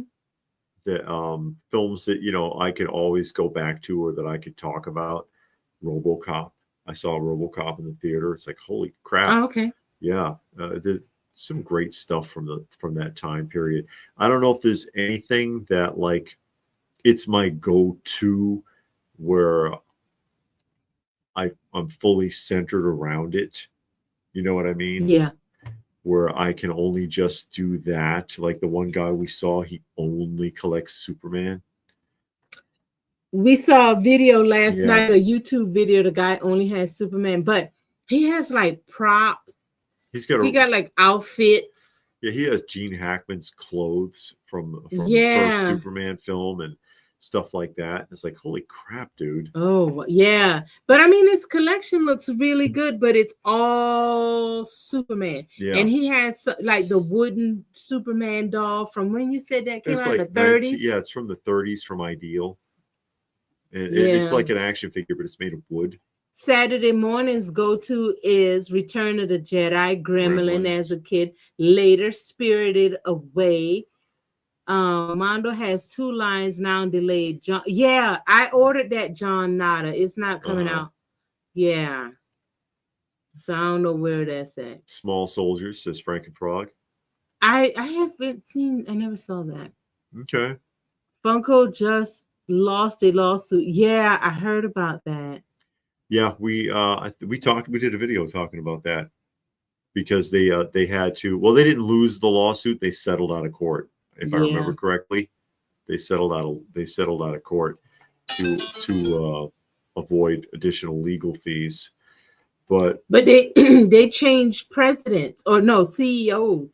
Yes. Recently, like a few weeks ago, because I saw that in the headlines. So their CEO has changed. Yeah. A lot of it is going to be films that I actually saw in the theater, but I went to the theater on my own. Yeah. And got tickets and did my own thing. Predator 2 was pretty good. Stuff like that.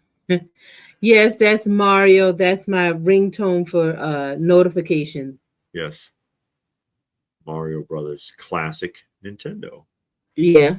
Because I'll find a classic 80s or something ringtone to put for notifications. Mm-hmm. And then I played at work and people get real nostalgic and they bring up conversation and stuff like that. Pipe music. I like bagpipe music. I really do. I like the sound of the bagpipe. Do you have the Undertaker phone? I did. I had it. I never had the oh yeah. No, I never had that, but I did. I used to have the Undertaker.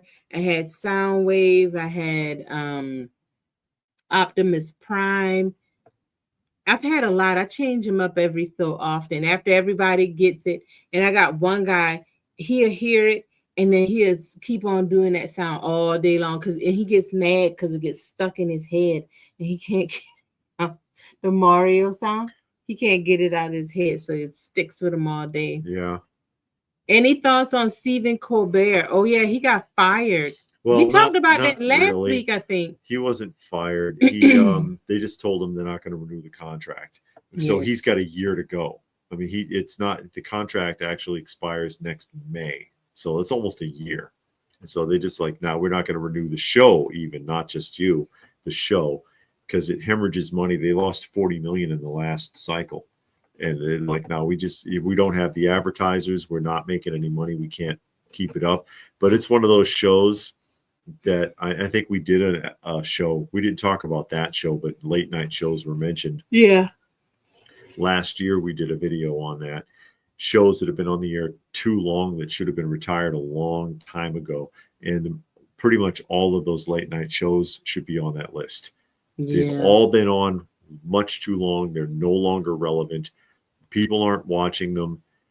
They're not funny or entertaining anymore. And they just need to go away. It's, just let it die. Even Saturday Night Live hasn't been relevant for more than 20 years. Name your show. The Simpsons hasn't been relevant since before Disney bought them out and really ruined it. It just let it. It's okay to retire these shows. Yeah. And these late shows, same difference. You don't need a constant one-sided lecture on politics every single night. And it's not funny. No, it's not funny at all. Somebody asked me about that and I said, it's like the OJ jokes. They were never funny and people are still telling them. The new Naked Gun film in their promo did an OJ joke. And I'm like, still? That makes me not even want to see it. I'm just tired of hearing it. It was, like I said, they were never funny. They were never funny. Yeah, he has a year. So, yeah, I did. Yeah, Johnny, I did have that. I remember now. I think that's one of the first ones I had. But still, I don't want to hear your politics, no matter what direction they're going in. Don't stop telling me what to think. But all of those shows. All of those shows are long since past when they should have been pulled from the air. Johnny's ringtone is Back to the Future sound, whatever that is. We had a guy when I worked in Chicago. He had a DeLorean car. He had the car, and then it was a guy. His name was DeLorean, and I said, "From Back to the Future, that's your name?" Yeah. And I was like, okay. And the one guy, like I said, he had a DeLorean, the gray, car. And I'm like, okay. They're making new. Oh, Frankenfrog was saying they never made figures of the small soldiers. They got all of these other figures, but they never did small soldiers. Yeah, Sylvan remembers Wrath of Khan. Stuck with him. Mr. Spock's death and his voice in the end. Space is final. Yeah, and just like with Transformers, that death was so significant, they brought him back. Hey, Casey, how are you? Casey's there. They brought him back. Yeah, you just can't. It's all like Bobby Ewing. Just can't stay dead. Well, the fans brought him back, and that's when fans had power. They don't anymore. We talked about that before. That's why Victor Newman can't retire. Oh, God. Because, okay. Casey just saw Fantastic Four. Was not impressed. Didn't care for it. That's never cared for Corbett. The only late night talk show. Any of those guys are funny. The only ones I've ever watched, I used to watch Johnny Carson in Arsenio Hall. Yeah. The guy that Wayne's brother had a late night talk show. It was very short lived. I watched that a couple of times, but it didn't feel as good as Arsenio Hall. But I used to watch Arsenio Hall, but those are only two. David Letterman, I used to like his top 10. And it was a radio station that would play his top 10 in the mornings. So every morning they would play the top 10 countdown. Oh, yeah. And those were funny. But I never really watched the show. So, the new Star Trek movie LJ loves the new Star Trek movie. So, yeah. Oh, okay. Saturday Morning says that Small Soldiers did action figure line. I don't know, but okay. I don't think any of those guys are funny. And when Johnny Carson retired and Arsenio went off the air, that was the end of it. And yeah, there was no more dignity in any of those shows, in my opinion. I just got tired of it. Really, Johnny remembered, because I had mentioned this before. I looked up Hogan on the Joan Rivers show. No, it was a Carson show. Yeah. But Joan Rivers was hosting it, because she used to host for Carson. She used to fill in on certain Mondays for a while for him, until she got her own show. And he appeared as a guest on the Carson show while she was filling in for Johnny one night. And then she got her own show, and NBC kicked her out and brought in Jay Leno to be the co-host to fill in on Mondays when Johnny didn't want to come in. But yeah, when she was on, when he appeared as the guest when she was co-hosting that night, he was hilarious, and she couldn't speak because Joan Rivers, her mouth ran a mile a minute. She couldn't get a word in edgewise because his personality just overpowered her, and he was nuts. He even picked her up, and he even picked her up and cradled her like he was carrying her over the threshold. Yeah, he's talking about the love affair, and you're seeing it right now tonight. Joan Rivers and Hulk Hogan, and he just kept going, and she was in shock. I don't think she knew what to do. Now I agree with you. Saturday morning, I used to love Space Goes Coast to Coast. That talk show. That's the one I watched. I never saw the actual Space Ghost. I grew up with the Space Goes Coast to Coast on Cartoon Network. And that's the one I used to watch. Who knows Space Ghost's secret identity? What's his real name? I don't know. What is it? I want to see if anybody knows. Oh. You know what? They're going to cheat, though. Yeah, because they're going to look it up online. Oh, look. That's what they're doing now. I remember what his name is. That's why nobody's responding. Yeah. So then in a few minutes, Frankie Frog was the first one. No, that's wrong. Frankie Frog got it wrong. He spelled it wrong. Oh, come on. Did. You can't take off a spelling. It's not coastal. It's Tad Ghostal. That's where you get space ghost from. Tad Ghostal. Okay, Casey picked up the new Realm of the Underworld and Super 7 Conan. Great figures. And Saturday Morning said, "Isn't it Tad? His twin brother teased him." Yeah. Oh, Frankenfrog feels robbed. It's okay. We'll give you some credit. He like that teacher in school. You got the right answer, but you spelled it wrong, so they still tell you that you got it wrong. It would count in the spelling bee. If you were in the spelling bee, you spell America America. Wrong. It's capital A. You don't have to say capital. Yeah, you do. If you're in a spelling bee and you don't capitalize a proper noun, you're penalized. It's true. It's true. You will be penalized. You are out the door. Anyway, Saturday Morning first saw Space Ghost on Space Stars, 1981. Really? And that's a 60s cartoon, Hanna-Barbera. when they that's how you spell America. Back when they did dramas, that's how you spell America in California. That's how you spell America, bro. I'm America, bro. I'm America, bro. No, you spell it M''Erika. Yeah, America.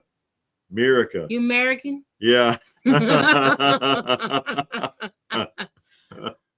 Oh no. It's just the United States of America. It's the U.S. of A. The U.S. of A. United States of America.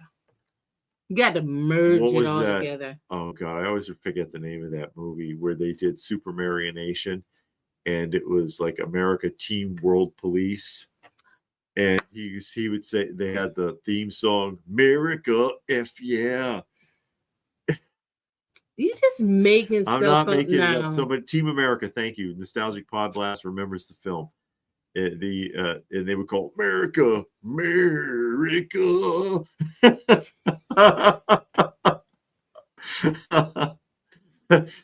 Something is wrong. That show crack. The reason I enjoy that movie, even though it is kind of vulgar, is because they used Supermarionation in it. They used Supermarionation in it. You know, I'm a Jerry Anderson fan.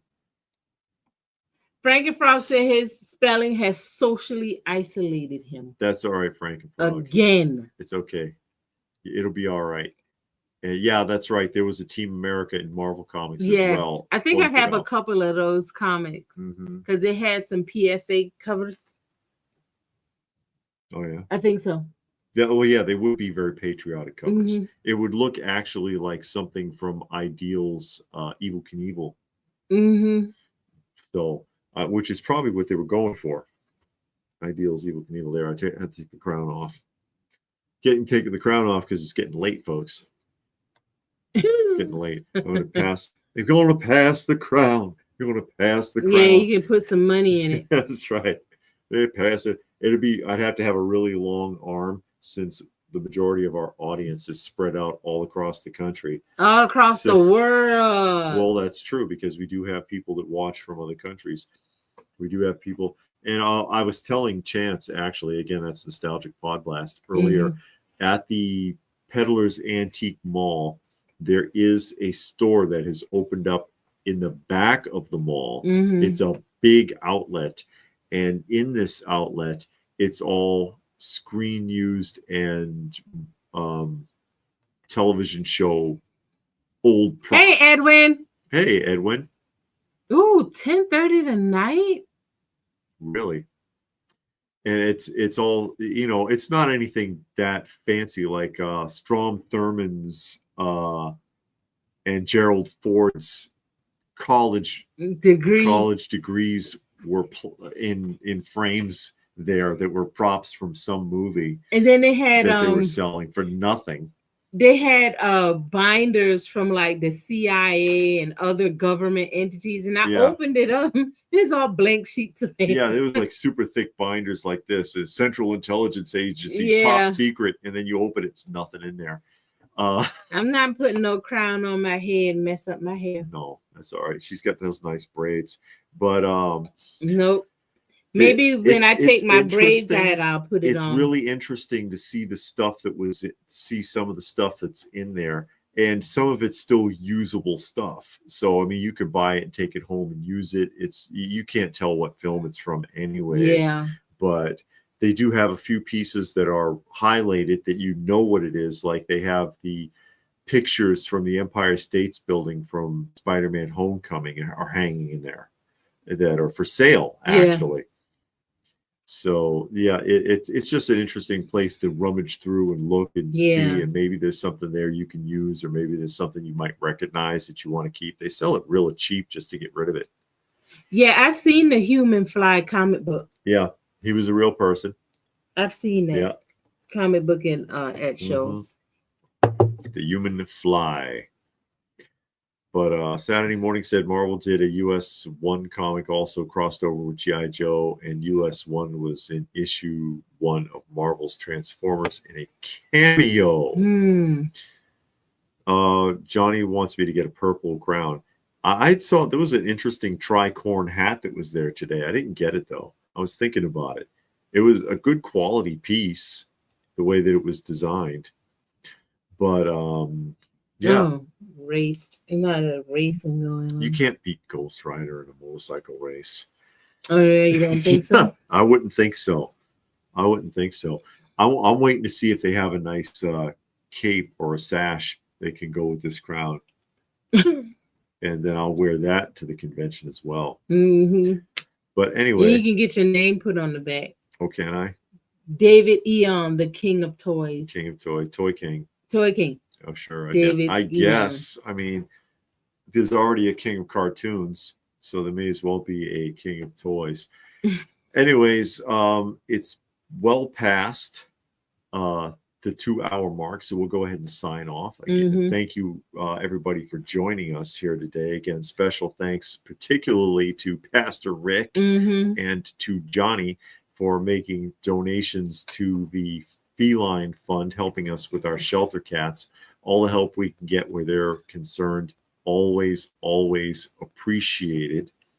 So we'll go ahead and sign off. Thanks for joining us, and we'll do this again sometime soon.